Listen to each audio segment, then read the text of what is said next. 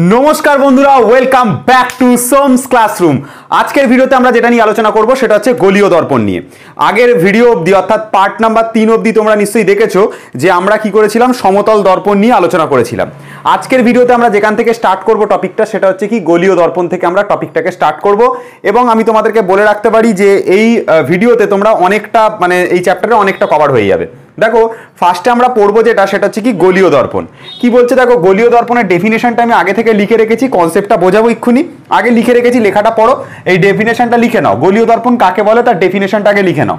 কি বলছে কোনো প্রতিফলক তল যদি কোনো গোলকের অংশ হয় তবে তাকে গলীয় দর্পণ বলে। মানে একটা প্রতিফলক তল যার মধ্যে আলো এসে পড়বে, পড়ার পর প্রতিফলিত হবে, সেটা যেটা গোলকের পার্ট হয় তাহলে সেই দর্পণকে আমরা বলে থাকবো গলীয় দর্পণ। মানে মনে করো এটা হচ্ছে একটা কোনো গোলক, মনে করো এটা হচ্ছে একটা কোনো গোলক।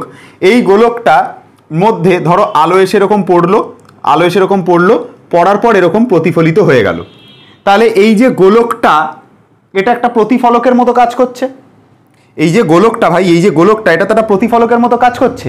তাহলে এটা যে দর্পণ হবে সেটাকে আমরা বলে থাকবো গলীয় দর্পণ। কথাটা ক্লিয়ার? এতটা পর্যন্ত বুঝতে পারা গেল? তাহলে কোনো প্রতিফলক তল যদি গোলকের অংশ হয়, দেখো এই যে প্রতিফলক তলটা, এই যে তলটা, এটা এই যে প্রতিফলক তলটা এটা একটা গোলকের পার্ট, তো এটাকে আমরা বলবো হচ্ছে গলীয় দর্পণ। ঠিক আছে, যার মধ্যে আলো এসে পড়বে সেই তলটা, এই যে দেখো এইটার মধ্যে আলো এসে পড়ছে, দেখো এর মধ্যে আলো এসে পড়ছে, ঠিক আছে, তো আলো এসে পড়ার পর প্রতিফলিত হয়ে ফিরে যাচ্ছে। তাহলে যেহেতু এটা একটা গোলকের পার্ট তাহলে এটাকে আমরা বলবো হচ্ছে গলীয় দর্পণ। কথাটা আশা করি তোমাদের মাথায় ঢুকেছে। এবার দেখো এই যে গলীয় দর্পণ, এই গলীয় দর্পণকে না দুটো ভাগে ভাগ করা হয়। একটা হচ্ছে উত্তল দর্পণ, একটাকে বলা হচ্ছে অবতল দর্পণ। তাহলে প্রথম কথা হচ্ছে যে উত্তল দর্পণ জিনিসটা কি, দ্বিতীয় কথা হচ্ছে অবতল দর্পণ জিনিসটা কি। দেখো এই যে গোলকটা রয়েছে, হ্যাঁ আমি এবার একটুখানি ভালো করে ব্যাপারটা বোঝার চেষ্টা করো। মনে করো আমার কাছে এই যে গোলকটা রয়েছে, আমি একটুখানি তোমাদের জন্য একটুখানি স্ক্রিনটাকে মুছছি। এই যে এইখানে আমার কাছে মনে করো একটা গোলক রয়েছে, মনে করো এখানে একটা গোলক রয়েছে, এই যে গোলক, এটা গোলক রয়েছে। এই গোলকটাকে যদি আমি মাঝখান থেকে কাটি, মনে করো এভাবে আমি মাঝখান থেকে কেটে ফেললাম গোলকটাকে, আমি মাঝখান থেকে কাটলাম, কাটার পর আমি কি পাবো, দুটো পার্ট পাবো। আমি যদি এটা কোনো গোলককে মাঝখান থেকে কাটি তাহলে তার দুটো পার্ট পাবো, একটা এই সাইড আর একটা এই সাইড, দুটো সাইড পাবো, ঠিক কি না, দুটো সাইড পাবো। ঠিক আছে, ব্যাপারটা বোঝার চেষ্টা করে একটুখানি ফিল দিই তোমাদেরকে। দেখো ধরো এরকম একটা গোলক ছিল, মাঝখান থেকে তুমি কেটেছো, তাহলে তার দুটো পার্ট পাবে, একটা এই সাইড একটা এই সাইড, দুটো সাইড পাবে। এবার এই যে তুমি দুটো সাইড পাবে, এই দুটো সাইডের একটাতে তুমি কি করলে, ভালোবেসে, তোমার খুব ইচ্ছা হলো একটু ভালোবাসি একটু আদর করি, তাহলে একটা সাইডে তুমি কি করলে, ভেতর দিকে কোটিং করলে, আর একটা সাইড যেটা তুমি পেয়েছো সেখানে তুমি কি করলে, বাইরের দিকে কোটিং করলে। ঠিক আছে, তাহলে যেটার ক্ষেত্রে তুমি ভেতরের দিকে কোটিং করছো, যেটার ক্ষেত্রে তুমি ভেতরের দিকে কোটিং করছো সেটা উত্তল দর্পণের মতো কাজ করবে, আর যেটার ক্ষেত্রে তুমি বাইরের দিকে কোটিং করছো সেটা অবতল দর্পণের মতো কাজ করবে। ধরো তুমি কি করলে, এই গোলকটাকে যখন আমি মাঝখান থেকে কাটলাম আমি দুটো টুকরো পাবো। আমি দুটো টুকরো কি পাচ্ছি, একটা টুকরো এরকম দেখতে হবে আর একটা টুকরো এরকম দেখতে হবে। এই গোলকটাকে মাঝখান থেকে কাটার পর একটা টুকরো এই সাইড হবে, একটা টুকরো এই সাইড হবে। ঠিক আছে, এবার তুমি কি করলে, এটার ক্ষেত্রে তুমি কি করলে, এর ক্ষেত্রে যে কোটিংটা করলে সেটা তুমি ধরো ভেতর দিকে এরকম কোটিং করলে, ভেতর দিকে তুমি কি করলে, কোটিং করলে। কোটিং মানে কি, মানে প্রলেপ লাগালে, তুমি এখানে প্রলেপ লাগালে। এটা ধরো তুমি প্রলেপ লাগিয়েছো, এখানে তুমি কি লাগিয়েছো, প্রলেপ লাগিয়েছো, ভেতর দিকে লাগিয়েছো, দর্পণটার ভেতর দিকে প্রলেপ লাগিয়েছো। ঠিক আছে, বুঝতে পারা গেল? আর এই দর্পণটার ক্ষেত্রে তুমি কি করেছো, বাইরের দিকে এরকম করে প্রলেপ লাগিয়েছো, বাইরের দিকে তুমি প্রলেপ লাগিয়েছো। ঠিক আছে, এটার ক্ষেত্রে তুমি বাইরের দিকে প্রলেপ লাগিয়েছো, এখানে তুমি প্রলেপ লাগিয়েছো, এখানে ভাই এটা প্রলেপ লাগিয়েছো। তাহলে এই যে তুমি ভেতর দিকে প্রলেপ লাগিয়েছো, ভেতর দিকে তুমি প্রলেপ লাগিয়েছো, যার ক্ষেত্রে তুমি ভেতর দিকে প্রলেপ লাগাবে সেটা উত্তল দর্পণের মতন কাজ করবে, আর যার ক্ষেত্রে তুমি বাইরের দিকে প্রলেপ লাগাবে সেটা অবতল দর্পণের মতন কাজ করবে। এটুকু আইডিয়া তোমার কাছে ক্লিয়ার হয়েছে? এবার দেখো একটা জিনিস, তোমরা একটুখানি ভালো করে ব্যাপারটা বোঝার চেষ্টা করো, একটুখানি ক্লিয়ার করো জিনিসটাকে। হ্যাঁ আমি এইখান থেকে মিডিল থেকে এই দর্পণটাকে মুছে দিলাম, এবার তোমরা জিনিসটাকে এখান থেকে ক্লিয়ার করবার চেষ্টা করো। দেখো যদি তুমি ভেতর দিকে প্রলেপ লাগাও, যদি তুমি ভেতর দিকে প্রলেপ লাগাও তাহলে কোন পৃষ্ঠটা মসৃণ হয়ে যাচ্ছে গো? যে পৃষ্ঠটা মসৃণ হচ্ছে সেটা হচ্ছে, দেখো বাইরের পৃষ্ঠটা মসৃণ হয়ে যাচ্ছে না, কারণ তুমি ভেতর দিকে প্রলেপ লাগিয়েছো, ভেতর দিকটাই আঁকা বাঁকা বানিয়েছো, তাহলে বাইরের দিকটা তো মসৃণ। তাহলে এই দর্পণের বাইরের দিকটা মসৃণ, তাহলে আলো যখন এই দর্পণের ওপরে সেরকম ভাবে পড়বে, পড়ার পর এরকম ভাবে ধরো প্রতিফলিত হয়ে গেল, তাহলে কি হবে, যে দর্পণটার ক্ষেত্রে ভেতরে প্রলেপ করা হবে, ঠিক আছে, মানে ভেতরটা অমসৃণ হবে আর বাইরের দিকটা মসৃণ হবে, বাইরের দিকটা মসৃণ হবে, আলো এসে পড়ার পর বাইরের পৃষ্ঠ থেকে প্রতিফলিত হবে, সেই দর্পণকে আমরা উত্তল দর্পণ বলবো। Clear idea? দেখো উত্তল দর্পণের ডেফিনেশন পড়ো, কি বলছে, কোনো গলীয় দর্পণের ভিতরের পৃষ্ঠ যদি অমসৃণ হয়, দেখো এইটা হচ্ছে দর্পণ, এই দর্পণে দেখো ভিতরের দিকটাতে অমসৃণ হয়েছে, প্রলেপ লাগিয়েছো ভিতরের দিকটাতে। ঠিক আছে, দেখো ভিতরের পৃষ্ঠ অমসৃণ। দেখে নাও এই যে দর্পণটার এই যে ভিতরের পৃষ্ঠটা দেখো অমসৃণ করা হয়েছে, এটা প্রলেপ লাগানো হয়েছে, বুঝা গেল। কিন্তু বাইরের পৃষ্ঠটা যদি মসৃণ হয়, দেখো এর যে বাইরের পৃষ্ঠটার দিকে তাকাও, বাইরের পৃষ্ঠটা একদম তেলা, বাইরের পৃষ্ঠটা একদম তেলা, বাইরের পৃষ্ঠটা মসৃণ, ঠিক আছে, যাদের মাথায় চুল থাকে না টেকো মালগুলোর মতো, একদম বাইরের পৃষ্ঠটা মসৃণ, ঠিক আছে, তাহলে বাইরের পৃষ্ঠটা মসৃণ হবে, ঠিক আছে। তাহলে বাইরের পৃষ্ঠে কি হবে, প্রতিফলক তলের মতো কাজ করবে। দেখো আলো এসে এরকম ভাবে পড়লো, এইভাবে এসে আলো পড়লো, পড়ার পর প্রতিফলিত হয়ে ফিরে যাবে। তাহলে বাইরের পৃষ্ঠটা প্রতিফলক তলের মতো কাজ করে, তবে ওই গোলীয় দর্পণকে উত্তল দর্পণ বলে। মানে আমি এই যে দর্পণটা লিখেছি এটা কিন্তু হচ্ছে আমাদের কি, এটা আমাদের হচ্ছে উত্তল দর্পণ, ঠিক আছে, এটা কিন্তু আমাদের মনে রাখতে হবে উত্তল দর্পণ। এটা ক্লিয়ার হলো এতটা পর্যন্ত? তাহলে কোনো গোলীয় দর্পণের যদি ভেতরের পৃষ্ঠটা অমসৃণ হয় আর বাইরের পৃষ্ঠটা মসৃণ হয়, ভেতরের পৃষ্ঠ অমসৃণ হয়, বাইরের পৃষ্ঠ মসৃণ হয়, কি বললাম আবার বলছি কি বললাম কথাটা শোনো, ভেতরের পৃষ্ঠটা অমসৃণ অর্থাৎ প্রলেপটা ভেতরে থাকবে এবং বাইরের পৃষ্ঠটা মসৃণ হবে, আলো এসে ওর ওপর পড়বে, পড়ার পর প্রতিফলিত হয়ে যাবে, বাইরের পৃষ্ঠে প্রতিফলনটা হবে, ঠিক আছে। তাহলে আমরা যে দর্পণের ক্ষেত্রে এটা দেখতে পাবো সেটা হচ্ছে উত্তল দর্পণের আন্ডারে আসবে। ক্লিয়ার হলো এতটা পর্যন্ত? আর ওই গোলকটা কেটে আর একটা পার্ট পেয়েছিলাম, আর একটা টুকরো পেয়েছিলাম, সেই টুকরোটা হচ্ছে এই টুকরোটা।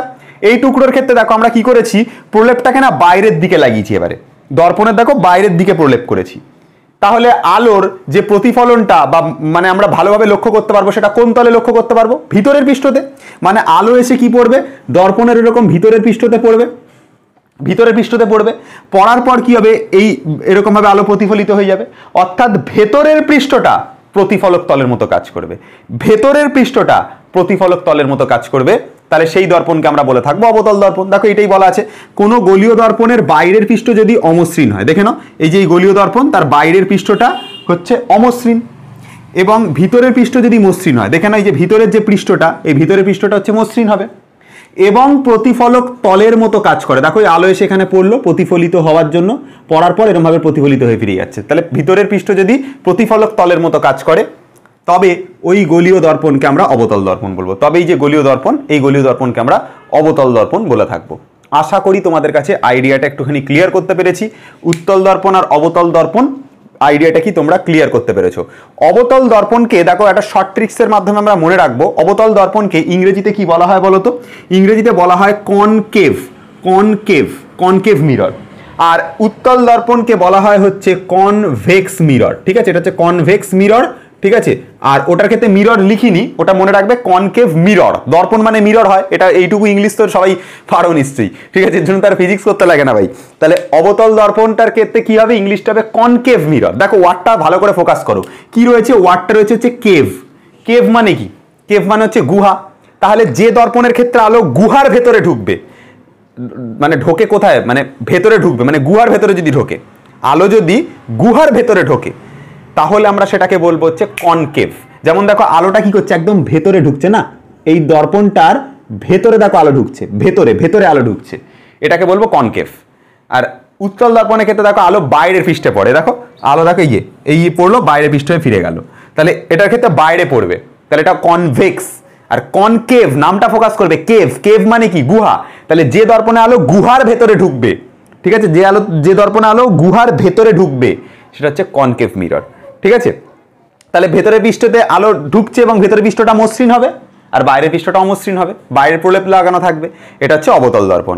এবার দেখো একটা জিনিস বলি তোমাদেরকে, পরীক্ষাতে অনেক সময় কোয়েশ্চেন শর্ট কোশ্চেনে দিয়ে দেয়, যদি খুব ডিফিকাল্ট কোশ্চেন করে, যে এই যে বাইরের যে প্রলেপটা লাগানো রয়েছে না, এটা কিসের প্রলেপ, মানে কিসের প্রলেপ তুমি ইউজ করো, মানে প্রলেপটা কি দিয়ে তৈরি করা হয়, মানে কিসের প্রলেপটা তুমি অ্যাকচুয়ালি দর্পণের গায়ে লাগাও। তো দেখো এটার প্রলেপের যদি বলে যে প্রলেপটা কি লাগাও, আমি লিখে রেখেছি এখানে, প্রলেপটা হবে হচ্ছে পারদ হবে, ঠিক আছে, বা হচ্ছে কি হবে, বা হচ্ছে রূপো হবে, ঠিক আছে, পারদ বা রূপো, অনেকে আবার রেড লেডও বলে, অসুবিধা কিছু নেই। তাহলে দর্পণের ক্ষেত্রে এই দুটো দর্পণে, অবতল দর্পণেও কি ইউজ করা হবে, পারদ বা রূপোর প্রলেপ ইউজ করা হয়, আর উত্তল দর্পণের ক্ষেত্রেও কি করা হয়, পারদ বা রূপোর প্রলেপ ইউজ করা হয়। এটা হচ্ছে তোমার কি, এটা হচ্ছে তোমার গোলীয় দর্পণের যে কেসটা আমার বলার ছিল সেটা আমি তোমাদেরকে বলে দিলাম।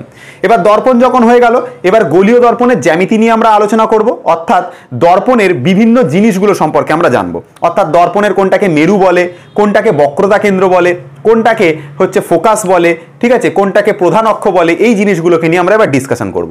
চলো দেখা যাক। আমরা এখানে অনেকগুলো জিনিস সম্পর্কে জানবো, তোমাদেরকে বললাম প্রতিফলক তল কি, মেরু কি, ফোকাস কি, বক্রতা কেন্দ্র কি, এগুলো সব জানবো।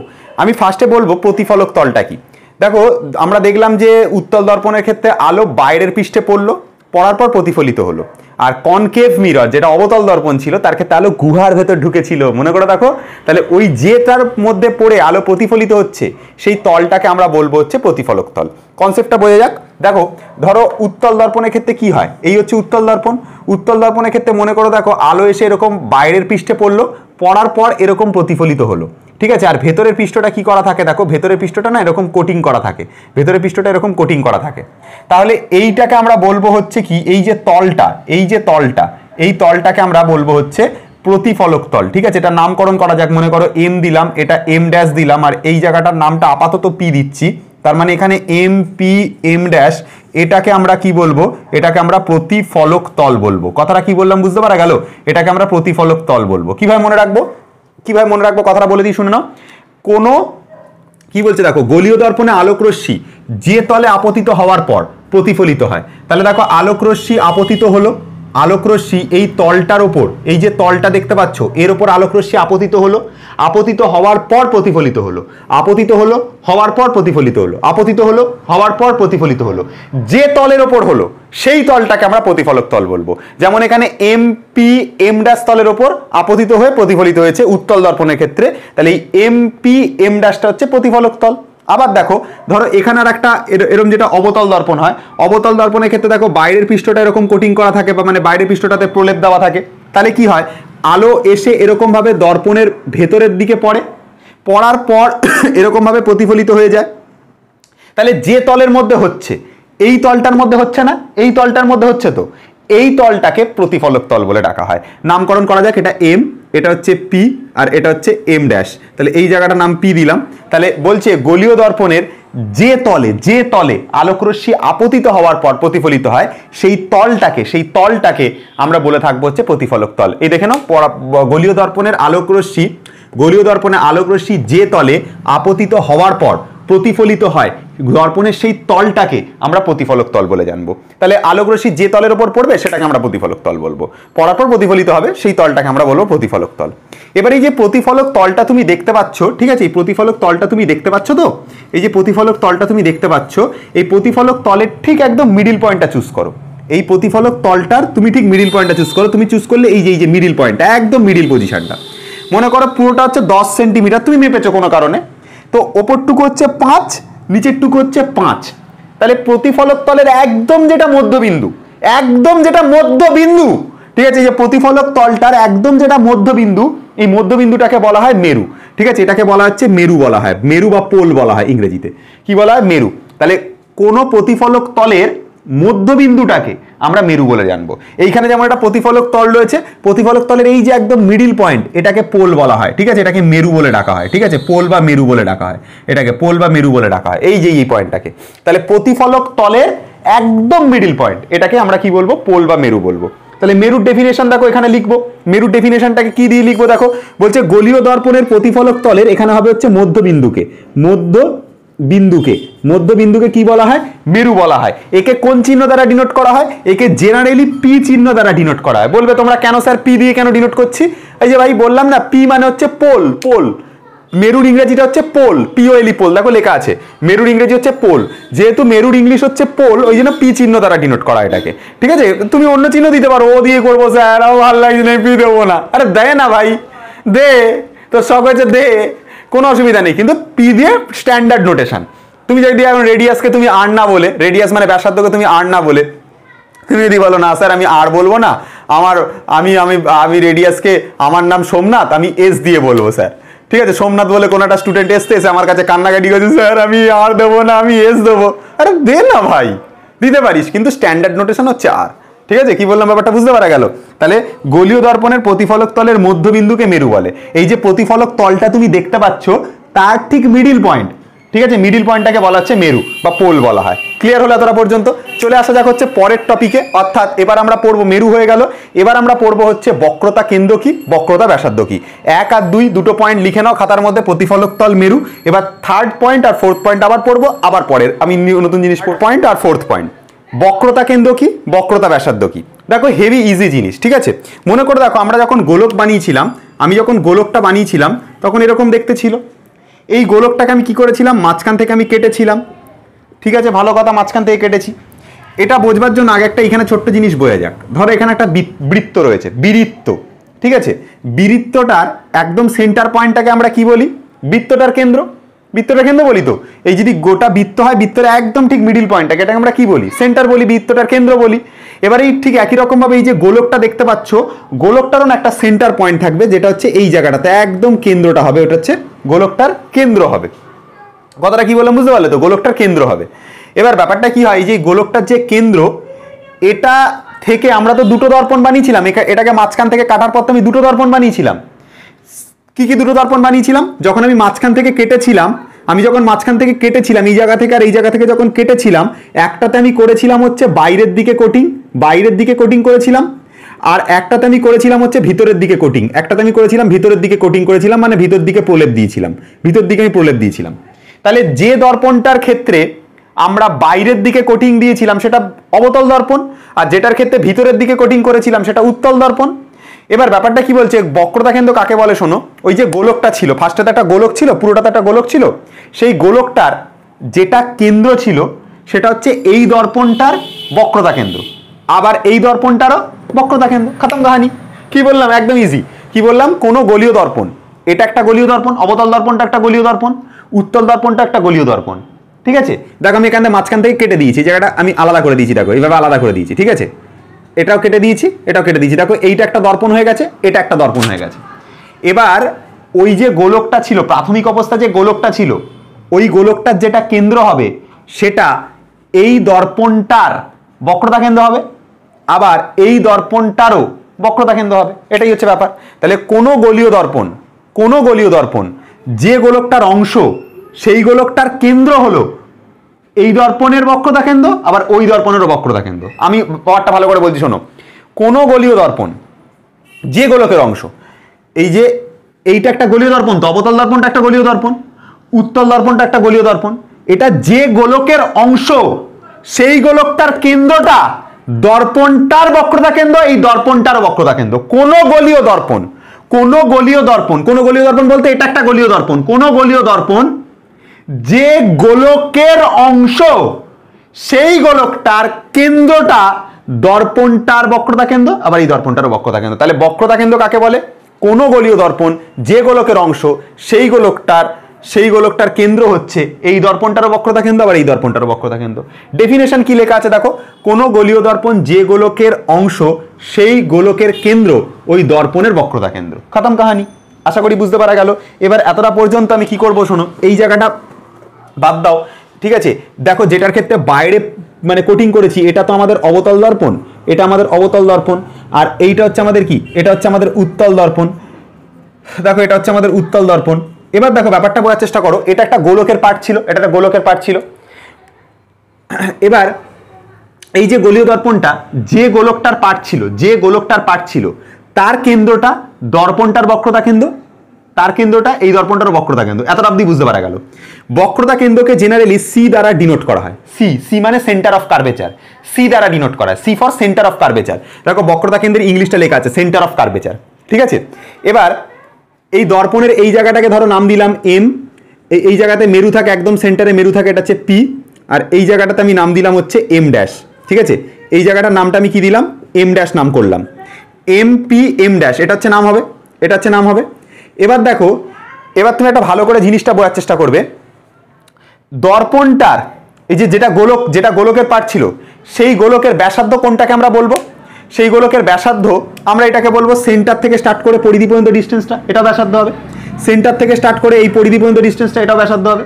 সেন্টার থেকে স্টার্ট করে এই পরিধি পর্যন্ত ডিস্টেন্সটা, এটাও ব্যাসার্ধ হবে।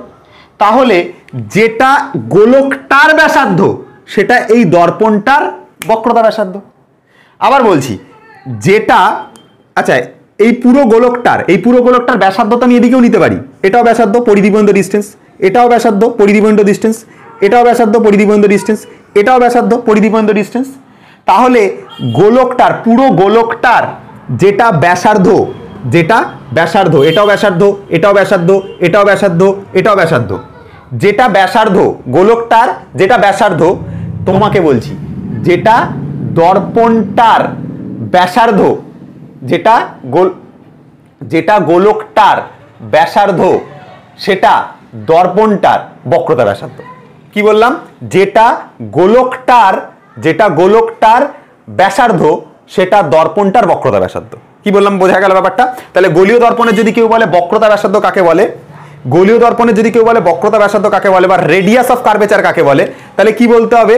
কোন গোলীয় দর্পণ, এটাও একটা গোলীয় দর্পণ, এটা একটা গোলীয় দর্পণ, যে গোলকের অংশ সেই গোলকটার ব্যাসার্ধ দর্পণটার বক্রতা ব্যাসার্ধ। দেখো সেটাই লেখা আছে, কোন গোলীয় দর্পণ যে গোলকের অংশ সেই গোলকের ব্যাসার্ধ দর্পণটার বক্রতা ব্যাসার্ধ। কোন গোলীয় দর্পণ, এটাও একটা গোলীয় দর্পণ, এটাও একটা গোলীয় দর্পণ, যে গোলকের অংশ সেই গোলকের ব্যাসার্ধ দর্পণটার বক্রতা ব্যাসার্ধ। দর্পণটার মানে এই দর্পণটারও বক্রতা ব্যাসার্ধ, এই দর্পণটারও বক্রতা ব্যাসার্ধ। ক্লিয়ার হলো এতটা পর্যন্ত? তাহলে কোন গোলীয় দর্পণ যে গোলকের অংশ সেই গোলকটার ব্যাসার্ধটা দর্পণটার বক্রতা ব্যাসার্ধ।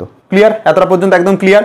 আশা করি তোমাদের কাছে ক্লিয়ার করতে পেরেছি বক্রতা ব্যাসার্ধ কোনটা। তাহলে সেন্টার হচ্ছে এই জায়গাটাতে ছিল। তাহলে এবার ফ্রেশ করে আঁকি।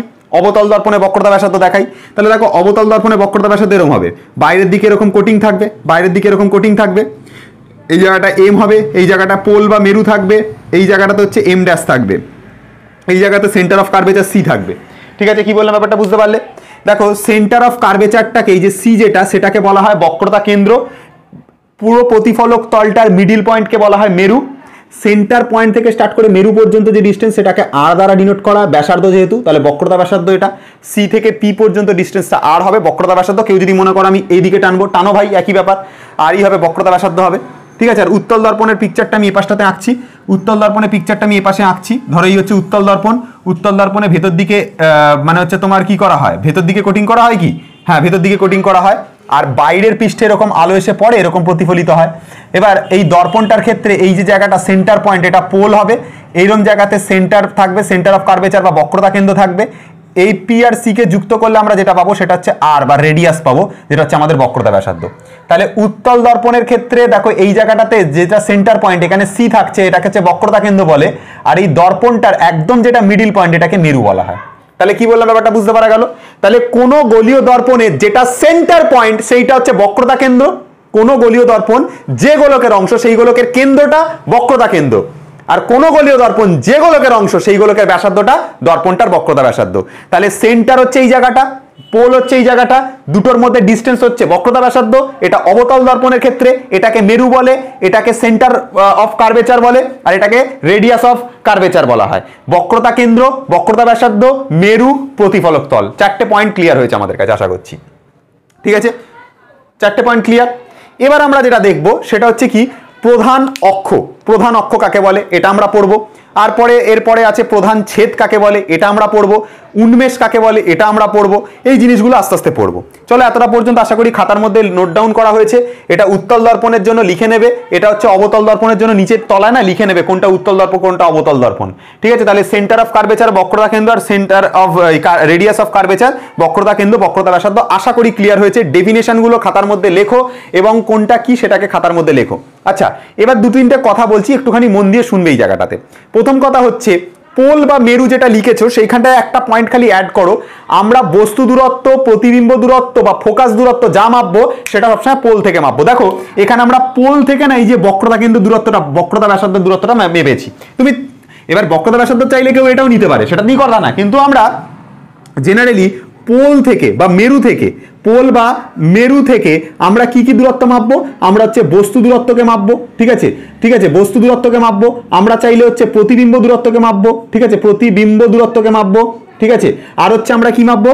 আর আমরা মাপবো হচ্ছে তোমার হচ্ছে ফোকাস দূরত্বকে মাপবো। তাহলে এই যে 3 প্রকার দূরত্ব, ঠিক আছে, কি বললাম? বস্তু দূরত্ব, প্রতিবিম্ব দূরত্ব, ফোকাস দূরত্ব, আমরা কোথা থেকে মাপবো? আমরা সবসময় পোল থেকে মাপবো, পোল বা মেরু থেকে মাপবো। ঠিক আছে? কি বললাম ব্যাপারটা বোঝা গেল? এই যে পোল বা মেরু থেকে দেখো বক্রতা ব্যাসার্ধ মেপেছি, বা মানে তোমার হচ্ছে বস্তু দূরত্ব এখানে যেমন বক্রতা ব্যাসার্ধ মেপেছি, পোল বা মেরু থেকে সবসময় বস্তু দূরত্ব, প্রতিবিম্ব দূরত্ব আর ফোকাস দূরত্ব মাপা হয়। এটা পোল যেটা মেরু যেটা লিখেছো সেখানে সাইডে ফাইডে কোথাটা লিখে রাখো। আর একটা কথা, আমরা এটা গলীয় দর্পণ নিয়ে পড়ছি, এর একটা কি আছে, এটা নির্দিষ্ট বক্রতা ব্যাসার্ধ আছে। কিন্তু যেটা সমতল দর্পণ হয়, সমতল দর্পণের ক্ষেত্রে মনে রাখতে হবে এই যে বক্রতা ব্যাসার্ধ সেটা কিন্তু ইনফিনিটি মানে অসীম হয়, ঠিক আছে, অসীম হয়। সমতল দর্পণকে দেখো না, সমতল দর্পণ এরকম ভাবে চলছে তো চলছে চলছে চলছে চলছে, কোন জায়গায় গিয়ে যে সমতল দর্পণ শেষ হবে, এটা যে কত বড় একটা অসীম গোলকের পার্ট এটা কিন্তু কখনো বার করাটা সম্ভব না। তাহলে সমতল দর্পণের যে বক্রতা ব্যাসার্ধ সেটা অসীম হয়, খাতার মধ্যে জাস্ট একটা লাইন লেখো, সমতল দর্পণের বক্রতা ব্যাসার্ধ অসীম হয়। কি লিখবো? সমতল দর্পণের বক্রতা ব্যাসার্ধ অসীম হয়, খাতার মধ্যে পয়েন্টটা লিখে রাখো। বক্রতা ব্যাসার্ধ ইনফিনিটি হয় কার ক্ষেত্রে? সমতল দর্পণের ক্ষেত্রে। খাতার মধ্যে আশা করি লেখা। এবার আমরা পড়বো যেটা, সেটা হচ্ছে প্রিন্সিপাল অ্যাক্সিস বা প্রধান অক্ষ। তাহলে কি বলছে প্রধান অক্ষ? বলছে যে কোনো গলীয় দর্পণের মেরু, যেটা মেরু রয়েছে মানে গলীয় দর্পণটার বা প্রতিফলক তলটা যেটা মধ্যবিন্দু, তার সাথে যেটা বক্রতা কেন্দ্র ছিল তাদের মধ্যে আমরা স্ট্রেট লাইন দ্বারা যুক্ত করে বাড়িয়ে যাবো। যে সরলরেখাটা পাবো সেটাই হচ্ছে প্রধান অক্ষ। কিভাবে বুঝবো? দেখো এই জায়গাটা ভালো করে বোঝা যাক। মনে করো এটা হচ্ছে একটা তোমার হচ্ছে উত্তল দর্পণ। উত্তল দর্পণটা এরকম এঁকেছিলাম না, দেখতে সুন্দর ছিল, বেশ কিউট কিউট ছিল দেখতে। মনে করো আমি তো যদি এইটা যদি মেয়ে হতো ভাই, আমি তো সিরিয়াসলি এটাকে বিয়েই করে ফেলতাম উত্তল দর্পণটাকে, বেশ কিউট ছিল দেখতে, ঠিক আছে। তাহলে যাই হোক, উত্তল দর্পণের ক্ষেত্রে কি ছিল দেখো, এই জায়গাটাতে একটা কি ছিল তোমার পোল ছিল, এই জায়গাটা তোমার কি ছিল, সেন্টার অফ কার্ভেচার সি ছিল, ঠিক আছে। আচ্ছা, আর একটা ছিল হচ্ছে আমাদের আর একটা কিউট ভাই ছিল অবতল দর্পণ। আমি আবার একে আরো বেশি ভালোবাসি।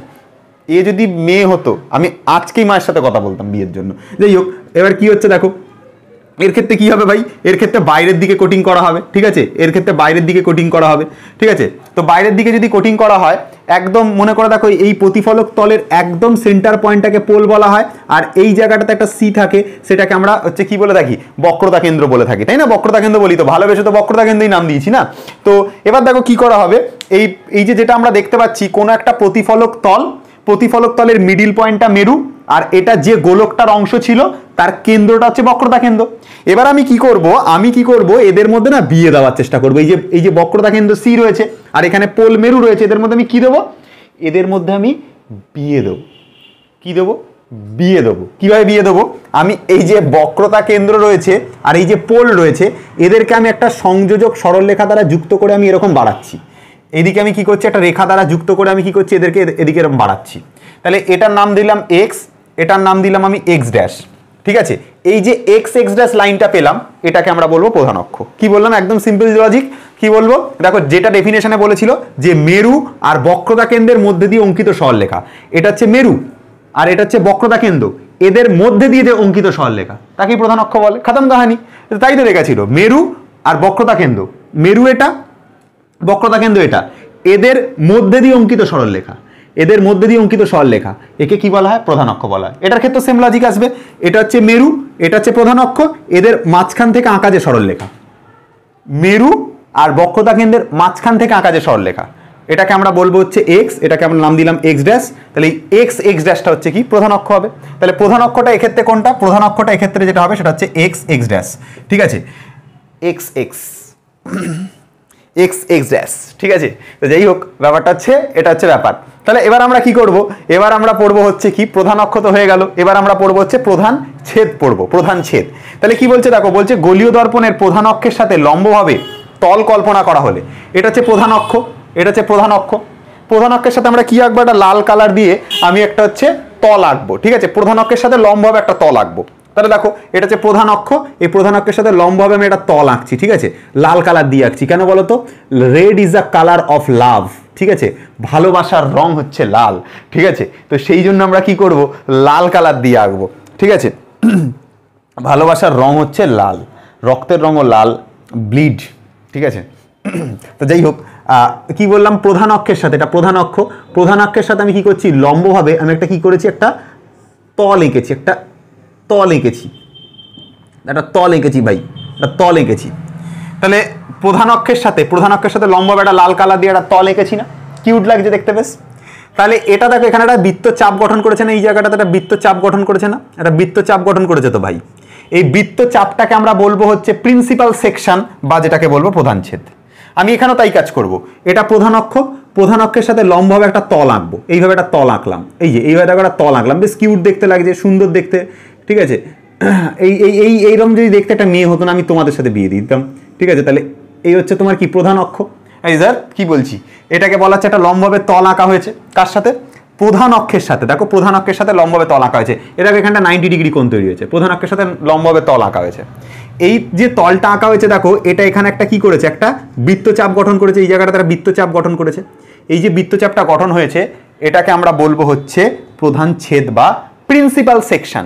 এটা দেখো তাই লেখা আছে, কোনো গোলীয় দর্পণের প্রধান অক্ষের সাথে লম্বভাবে যে তল কল্পনা করা হয়, এটা প্রধান অক্ষ, এর সাথে লম্বভাবে যে তল কল্পনা করা হয়, লম্বভাবে যে তল কল্পনা করা হয়, লম্বভাবে যে তল কল্পনা করা হয় সেটি গোলীয় দর্পণকে, সেটাই যে গোলীয় দর্পণকে একটি বৃত্তচাপে ছেদ করে। দেখো এখানে একটা বৃত্তচাপ গঠন করেছে, একটা বৃত্তচাপে ছেদ করে, ওই বৃত্তচাপটা প্রধান ছেদ। তাহলে প্রধান অক্ষের সাথে একটা লম্বভাবে তল আঁকলে সেটা দেখো এখানে একটা বৃত্তচাপে ছেদ করেছে।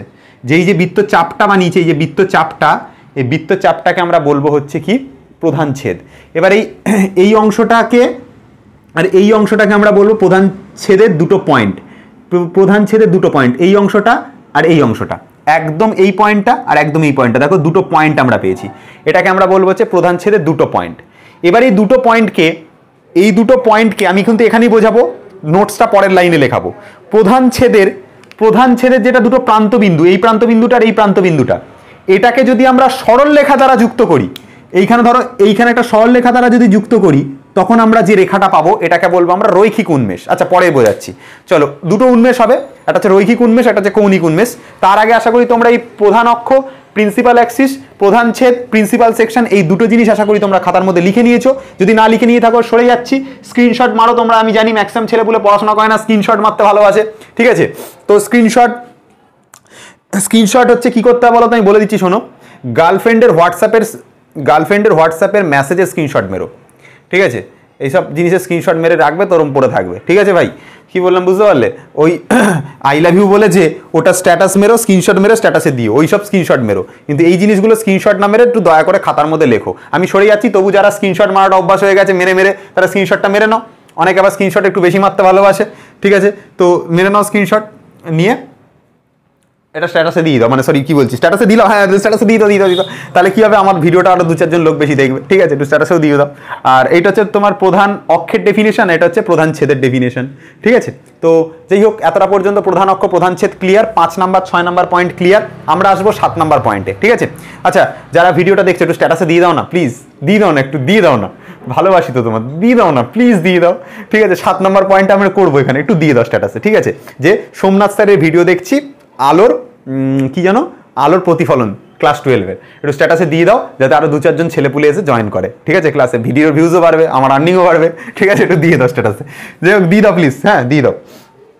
চলো এবার আমরা কি করব, প্রধান অক্ষ হলো, প্রধান ছেদ হলো, এবার আমরা যেটা পড়বো সেটা হচ্ছে কি পড়া যায়, হ্যাঁ উন্মেষ পড়বো, ঠিক আছে? তাহলে প্রধান ছেদের দুটো পয়েন্ট মনে রাখবে, এই পয়েন্ট আর এই পয়েন্ট হচ্ছে প্রধান ছেদের দুটো পয়েন্ট। আচ্ছা আমরা এখানে প্রধান ছেদকে নামকরণ করছি, এটা ধরো এম দিলাম, এটা ধরো পি দিলাম, এটা ধরো এম ড্যাশ দিলাম, ঠিক আছে? এই যে পার্টটা আমি পাচ্ছি, এই পুরো পার্টটা, এই যে বৃত্তচাপটা আমরা পাচ্ছি, এটাকে আমরা প্রধান ছেদ বলে বলবো, ঠিক আছে? চলো এবার না প্রধান ছেদের থেকে আমরা উন্মেষ দুটো আমরা ক্লিয়ার করে নিই, ঠিক আছে? তাহলে এই যে বৃত্তচাপটা গঠন হয়েছে, এই যে বৃত্তচাপটা, এটাকে আমরা প্রধান ছেদ বলি, ঠিক আছে? এই যে বৃত্তচাপটা গঠন হয়েছে, যে লাল কালি দিয়ে মার্কিং করেছি এরকম ভাবে দেখতে কিউট কাঁটা, ঠিক আছে? তো এটাকে আমরা প্রধান ছেদ বলবো। চলো এবার আমরা কি করব, প্রধান ছেদ তো আমাদের কমপ্লিট, এবার আমরা যেটা করব সেটা হচ্ছে উন্মেষ পড়বো। চলো আমরা পড়বো এবার দু রকমের উন্মেষ, একটা হচ্ছে রৈখিক উন্মেষ, একটা পড়বো হচ্ছে কৌণিক উন্মেষ, ঠিক আছে? তো ব্যাপারটা হচ্ছে অনেক ছেলেপুলে থাকে যারা আমাকে কি বলে যে আপনি না বহুত ভাঁট বকেন, অবশ্যই ভাঁট বকি, বেশ করি না, দেখা হলে বেরিয়া ভাঁট বকে, বেরিয়া ভাঁট বকি বেশ করবো, এখানে আবার বকবো। আমি রোবট নই যে রোবটের মতন জাস্ট খালি হু করে পড়ি বেরিয়ে যাবো। এখানে আড্ডা হবে, গল্প হবে, ছ্যাবলামো হবে, তারপর পড়ানো হবে, ঠিক আছে? পড়ানো লাস্টে হবে, পড়ানোটা আরও ইম্পর্টেন্ট না, ঠিক আছে? এখানে ফাজলাম মারতে আসি, ঠিক আছে? যাই হোক, এখানে মেন কথা হচ্ছে এটা। তো দেখো এখানে উন্মেষকে কি বলা হয় ইংরেজিতে, অ্যাপারচার বলা হয়। কি বলা হয় ইংরেজিতে, অ্যাপারচার বলা হয়। উন্মেষকে দুভাগে ভাগ করা হয়, একটা হচ্ছে রৈখিক উন্মেষ, একটা হচ্ছে কি কৌণিক উন্মেষ, দুই ভাগে ভাগ করা হয়, একটা হচ্ছে রৈখিক উন্মেষ, একটা হচ্ছে কৌণিক উন্মেষ। ব্যাপারটা কি দেখো, একটু আগে দর্পণ আঁকা শেখালাম না, বেশ কিউট দেখতে, এরকম একটা দর্পণ ছিল না, ঠিক আছে? লাল কালি দিয়ে আমি আঁকি, the red is a colour of love, ঠিক আছে? এই জন্য লাল কালি দিয়ে দর্পণ আঁকবে সবসময়, ঠিক আছে? Red is a colour of love, যাই হোক, দেখো দর্পণ যেটা রয়েছে, দর্পণের এই বাইরের দিকটা ধরো আমি এরকম কোটিং করেছি, বাইরের দিকটা ধরো আমি এরকম কোটিং করেছি, বেশ দেখতে সুন্দর সুন্দর লাগছে, ঠিক আছে। মাথায় চুল হয়েছে মনে হচ্ছে, দেখে চুল হয়েছে বলে মনে হচ্ছে না? হ্যাঁ, তাহলে দেখো এই যে দর্পণের আমি যে বাইরের দিকটা যে কোটিং করলাম, এবার দর্পণের এই যে সেন্টার পয়েন্ট, এই যে পয়েন্ট, এটাকে পোল বা মেরু বলে। এই জায়গাটাকে আমরা কি বলি? সেন্টার অফ কার্ভেচার সি বলি, বক্রতা কেন্দ্র বলি। এবার দেখো, মনে করে দেখো এই জায়গাটাতে না আমরা একটা প্রধান ছেদ পেয়েছিলাম, এরকম একটা জায়গাতে একটা প্রধান ছেদ পেয়েছিলাম, আর এরকম একটা জায়গাতে প্রধান ছেদ পেয়েছিলাম। মানে মনে করে দেখো এই যে এটা প্রধান অক্ষ ছিল, এই যে প্রধান অক্ষ ছিল, এই যে প্রধান অক্ষ ছিল, প্রধান অক্ষের সাথে আমরা এখানে কি করেছিলাম? একটা তল কল্পনা করেছিলাম। মনে করে দেখো এরকম একটা তল কল্পনা করেছিলাম, এভাবে একটা তল কল্পনা করেছিলাম না? এরকম একটা তল, বেশ দেখতে সুন্দর ছিল। এই তলটা এখানে যে বৃত্তচাপটা গঠন করেছিল, সেই বৃত্তচাপটারকে আমরা বলতাম হচ্ছে কি? প্রধান ছেদ বলতাম। এখানে একটা বৃত্তচাপ গঠন হয়েছিল, কোথায় গেল ভাই পেন? এই তো এখানে যে বৃত্তচাপটা গঠন হয়েছিল, এই জায়গাটা যে বৃত্তচাপটা গঠন হয়েছিল, এই বৃত্তচাপটাকে আমরা কি বলতাম? বৃত্তচাপটাকে আমরা প্রধান ছেদ বলতাম। এবার প্রধান ছেদের এই মাথাটাকে, এটা হচ্ছে প্রধান ছেদের একদম প্রান্তবিন্দু, আর এই মাথাটাকে একদম প্রান্তবিন্দু নাম দেওয়া হয়েছে। এবার আমি এটা পুরো মুছে দিচ্ছি, হ্যাঁ, এই জায়গাগুলো সব মুছে দিচ্ছি, ঠিক আছে, মুছে দিলাম। প্রধান ছেদের এই যে প্রান্তবিন্দু আর এই যে প্রান্তবিন্দু তুমি দেখতে পাচ্ছ, এটাকে যদি কোনো একটা স্ট্রেট লাইন বা কোনো একটা সরল রেখা দ্বারা যুক্ত করা হয়, কোনো সরল রেখা দ্বারা যুক্ত করা হয়, এই জায়গাটার নাম এম দিলাম, এই জায়গাটার নাম এম ড্যাশ দিলাম, তাহলে প্রধান ছেদের এই যে প্রান্তবিন্দু দুটো, এই প্রান্তবিন্দু আর এই প্রান্তবিন্দু, এই যে প্রান্তবিন্দু আর এই যে প্রান্তবিন্দু, এই দুটো প্রান্তবিন্দুকে কোনো সরল রেখা দ্বারা যুক্ত করলে আমরা যে রেখাটা পাবো, এটাকে আমরা বলবো হচ্ছে রৈখিক উন্মেষ। ঠিক আছে, দেখো এটাই লেখা আছে, প্রধান ছেদের প্রান্তবিন্দু দুটিকে, প্রান্ত দুটোর রৈখিক দূরত্বকে রৈখিক উন্মেষ বলে। এই যে ডিস্টেন্সটা পাচ্ছি রেখা দ্বারা, সরলরেখা দ্বারা যুক্ত করার পরে এই যে রৈখিক দূরত্বটা পাচ্ছি, এটাকে আমরা বলবো হচ্ছে রৈখিক উন্মেষ। রৈখিক উন্মেষ চিত্রে কোনটা? চিত্রে রৈখিক উন্মেষ হচ্ছে এম এম ড্যাশ, এটার নাম এম, এটার নাম এম ড্যাশ, তাহলে এম এম ড্যাশটা হচ্ছে রৈখিক উন্মেষ হবে। এবার যদি বলে কৌণিক উন্মেষ কোনটা, কি করব? একদম ইজি ব্যাপার। বক্রতা কেন্দ্র কোন জায়গাটা রয়েছে? বক্রতা কেন্দ্রকে খুঁজি, এই জায়গাতে বক্রতা কেন্দ্র ছিল সি, সেন্টার অফ কার্ভেচার। বক্রতা কেন্দ্র থেকে একটা রেখা এম এর সাথে জুড়ে দেবো, বক্রতা কেন্দ্র থেকে আর একটা রেখা এম ড্যাশের সাথে জুড়ে দেবো, দিলাম জুড়ে, একটা রেখা এম এর সাথে জুড়ে দিলাম, একটা রেখা এম ড্যাশের সাথে জুড়ে দিলাম। মানে বক্রতা কেন্দ্র থেকে দুটো রেখা বার করেছি, একটা রেখা এম এর সাথে জুড়ে দিয়েছি, একটা এম ড্যাশের সাথে জুড়ে দিয়েছি। তাহলে এইখানে যে সেন্টারে যে অ্যাঙ্গেলটা উৎপন্ন হয়েছে, সেন্টারে যে অ্যাঙ্গেলটা উৎপন্ন হয়েছে, অ্যাঙ্গেল মানে কিরকম অ্যাঙ্গেল? এইরকম যে অ্যাঙ্গেলটা উৎপন্ন হয়েছে, এই যে অ্যাঙ্গেলটা উৎপন্ন হয়েছে, এটাকে আমরা কৌণিক উন্মেষ বলবো। কি বলবো? দেখো লেখা আছে, প্রধান ছেদের প্রান্ত বিন্দু দুটি বক্রতা কেন্দ্রের সাথে যে কোণ তৈরি করে তাকে আমরা কৌণিক উন্মেষ বলবো। প্রধান ছেদের প্রান্ত বিন্দু এটা আর এটা, প্রধান ছেদের প্রান্ত বিন্দু এটা আর এটা, এটা এই বক্রতা কেন্দ্রের সাথে যে কোণ তৈরি করেছে, এই কোণটাকে আমরা বলবো হচ্ছে কৌণিক উন্মেষ। কোণ তৈরি করেছে এই কৌণিক উন্মেষ। এখানে যেটা হবে এম সি এম ড্যাশ হচ্ছে কৌণিক উন্মেষ, এম সি এম ড্যাশ এটা হচ্ছে কৌণিক উন্মেষ। ঠিক আছে, তাহলে প্রধান ছেদের এটা একটা প্রান্তবিন্দু, এটা একটা প্রান্তবিন্দু, এটা হচ্ছে বক্রতা কেন্দ্র, সি থেকে এটাকে জুড়ে দাও, সি থেকে এটাকে জুড়ে দাও। জুড়ে দেওয়ার পর এখানে যে অ্যাঙ্গেলটা ক্রিয়েট হবে, ওই অ্যাঙ্গেলটাকে আমরা বলবো হচ্ছে কৌণিক উন্মেষ। প্রধান ছেদের প্রান্তবিন্দু দুটো, এই একটা প্রান্তবিন্দু, এই একটা প্রান্তবিন্দু, বক্রতা কেন্দ্রের সাথে যে কোণ উৎপন্ন করে, সেই কোণটাকে আমরা বলবো হচ্ছে কৌণিক উন্মেষ বলবো।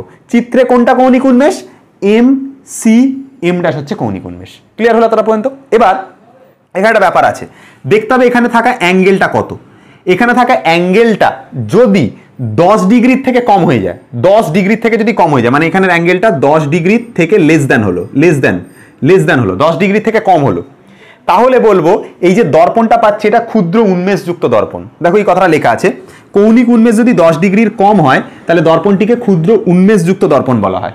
মানে আমরা যে ওখানে যে অ্যাঙ্গেলটা পাচ্ছি ওটা মেজার করে যদি 10 ডিগ্রির থেকে কম ভ্যালু আসে, তাহলে দর্পণটাকে আমরা ক্ষুদ্র উন্মেষযুক্ত দর্পণ বলবো। আমরা দেখবো একটা প্রমাণ করব, আজকের ভিডিওতে হবে কিনা জানি না, r = 2f এর একটা প্রমাণ করব, r = 2f। এই r = 2f এর প্রমাণ করতে গেলে আমাদেরকে এই কনসেপ্টটা মাথায় রেখে চলতে হবে যে আমরা এখানে যে দর্পণ নিয়ে ফিজিক্সে কাজ করব, ম্যাক্সিমাম যে দর্পণ নিয়ে কাজ করা হবে সেগুলো সব ক্ষুদ্র উন্মেষযুক্ত দর্পণ হবে। মানে যাদের এই যে কৌণিক উন্মেষটা এর মানটা 10 ডিগ্রি থেকে কম, এটাকে আমরা ক্ষুদ্র উন্মেষযুক্ত দর্পণ বলবো। এরকম দর্পণ নিয়ে কাজ করব। ফিজিক্সের যা কাজ হবে সব এই ক্ষুদ্র, মানে তোমার হচ্ছে ক্ষুদ্র উন্মেষযুক্ত দর্পণ নিয়ে কাজ করা হবে। বুঝতে পারা গেল কথাটা কি বললাম? আচ্ছা, যদি বলো যে স্যার আমি যদি দর্পণটার উন্মেষ যদি বড় হয় তাহলে কি হবে না? হবে। সেক্ষেত্রে কিন্তু r=2 এর ফর্মুলা হবে না, সেক্ষেত্রে একটা নতুন ফর্মুলা পাবো। এফ এর একটা ফর্মুলা আছে, সেটার ক্ষেত্রে এটা হচ্ছে f r-r/2 sec θ, যেটা তোমাদের বইতে বা সিলেবাসে নেই। তোমাদের সিলেবাসে নেই। আমি কি লিখলাম? f r-r/2 sec θ। এটা তোমাদের সিলেবাসে নেই, ওই জন্য বড় উন্মেষযুক্ত দর্পণ নিয়ে আমরা কাজ করবো না। আমরা দর্পণ যেটা নেব সব হচ্ছে ক্ষুদ্র উন্মেষযুক্ত দর্পণ নেব। যদি তোমাদেরকে ক্ষুদ্র উন্মেষ কথাটা না বলে দেয়, তখন যে ফর্মুলাটা হবে এফ এর, সেটা হচ্ছে r-r/2 sec θ, আর এখানে এফ এর মানটা হবে r/2। এইটা নিয়ে আমরা পড়বো, তাই জন্য আমরা এই ক্ষুদ্র উন্মেষযুক্ত দর্পণ নিয়ে কাজ করব। বড় উন্মেষ হলে তখন এই ফর্মুলাটা ইউজ হয়, ঠিক আছে? তো এটা সিলেবাসে নেই, সেই জন্য আমি আর বলছি না জিনিসটা। তাহলে ক্ষুদ্র উন্মেষযুক্ত দর্পণ কাকে বলেছে বুঝতে পারা গেছে? প্রধান ছেদ আর এই একটা প্রধান ছেদের প্রান্তবিন্দু, এটাকে তুমি বক্রতা কেন্দ্রের সাথে যুক্ত করো, এই প্রান্তবিন্দুটাকে বক্রতা কেন্দ্রের সাথে যুক্ত করো, এই প্রান্তবিন্দুটাকে বক্রতা কেন্দ্রের সাথে যুক্ত করো। এখানে যে অ্যাঙ্গেলটা ক্রিয়েট হবে সেই অ্যাঙ্গেলটা হচ্ছে কৌণিক উন্মেষ। আর এই যে প্রান্তবিন্দু আর এই প্রান্তবিন্দুটাকে সরলরেখা দ্বারা যুক্ত করো, যেটা তুমি সরলরেখা পাচ্ছ mm ড্যাশ, সেটা হচ্ছে রৈখিক উন্মেষের আন্ডারে আসবে। এই হচ্ছে দুটো ভাগ, আর কিচ্ছু না। আশা করি ক্লিয়ার হয়েছে কনসেপ্টটা। তাহলে রৈখিক উন্মেষ, কৌণিক উন্মেষ তোমাদের কাছে ক্লিয়ার। উন্মেষ অবধি শেষ হলো, 7টা পয়েন্ট আমি পড়ালাম এখনো পর্যন্ত। এরপরে দেখো আরো কি কি আছে। এবার আমরা যেটা পড়বো এটা হচ্ছে আমাদের কি খুব ইম্পর্টেন্ট একটা পয়েন্ট এবং 8 নাম্বার পয়েন্ট, মনে রাখবে এটা 8 পয়েন্ট নাম্বার 8, 8 নাম্বার পয়েন্ট। বলছে ফোকাস বা ফোকাস বিন্দু কি বা মুখ্য ফোকাস কি। ডেফিনেশনটা খুব ইজি, কনসেপ্টটা বুঝতে হবে। ডেফিনেশন আমি পরে আসবো, ডেফিনেশন যা পারে লিখুকে, পাগল ছাগল যা পারে লিখুকে, আমি আগে কনসেপ্টে আসবো। কনসেপ্ট মেন জিনিস হচ্ছে কনসেপ্ট। দেখো কি বলছে, ধরো আমি একটা দর্পণ পড়েছিলাম না, এরকম একটা দেখতে দর্পণ ছিল না, যার বাইরের দিকটা এরকম কোটিং করা, যার ভিতরের দিকটা এরকম কোটিং করা ছিল, এরকমভাবে ভিতরের দিকটা কোটিং করেছিলাম, মনে করো দেখো ভিতরের দিকটা কোটিং করেছিলাম। আর একটা দর্পণ ছিল না এরকমভাবে দেখতে, যার আমরা কি করেছিলাম বাইরের দিকটা কোটিং করেছিলাম, মানে এরকম দর্পণটার কোটিং করেছিলাম, এভাবে কোটিং করেছিলাম, এভাবে প্রলেপ দিয়েছিলাম আর কি, ঠিক আছে? এবার কি বলছে দেখো, অবতল দর্পণের ক্ষেত্রে কি হবে, আগের প্রধান অক্ষটা এঁকে নেবো। এটা হচ্ছে সেন্টার অফ কার্ভেচার সি, এটা হচ্ছে পোল বা মেরু পি। এবার এদেরকে যদি যুক্ত করি তাহলে এরকম হবে দেখতে, এটা সেন্টার অফ কার্ভেচারের সাথে এটা এরকম হবে।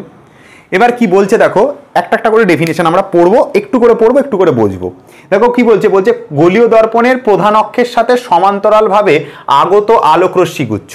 তাহলে প্রধান অক্ষ এটা, এর সাথে সমান্তরালভাবে আগত আলোকরশ্মি গুচ্ছ। সমান্তরালভাবে আগত আলোকরশ্মি গুচ্ছ মানে কিরকম হবে, এরকম হচ্ছে সমান্তরাল আলোকরশ্মি গুচ্ছ, আর এরকম একটা সমান্তরাল আলোকরশ্মি গুচ্ছ। দুটো দিয়ে বোঝাচ্ছি, চাইলে তুমি আরও নিতে পারো, তোমার যদি আরও ইচ্ছা হয় আরও নিতে পারো, কিন্তু আমি দুটো দিয়ে বোঝাচ্ছি, ঠিক আছে?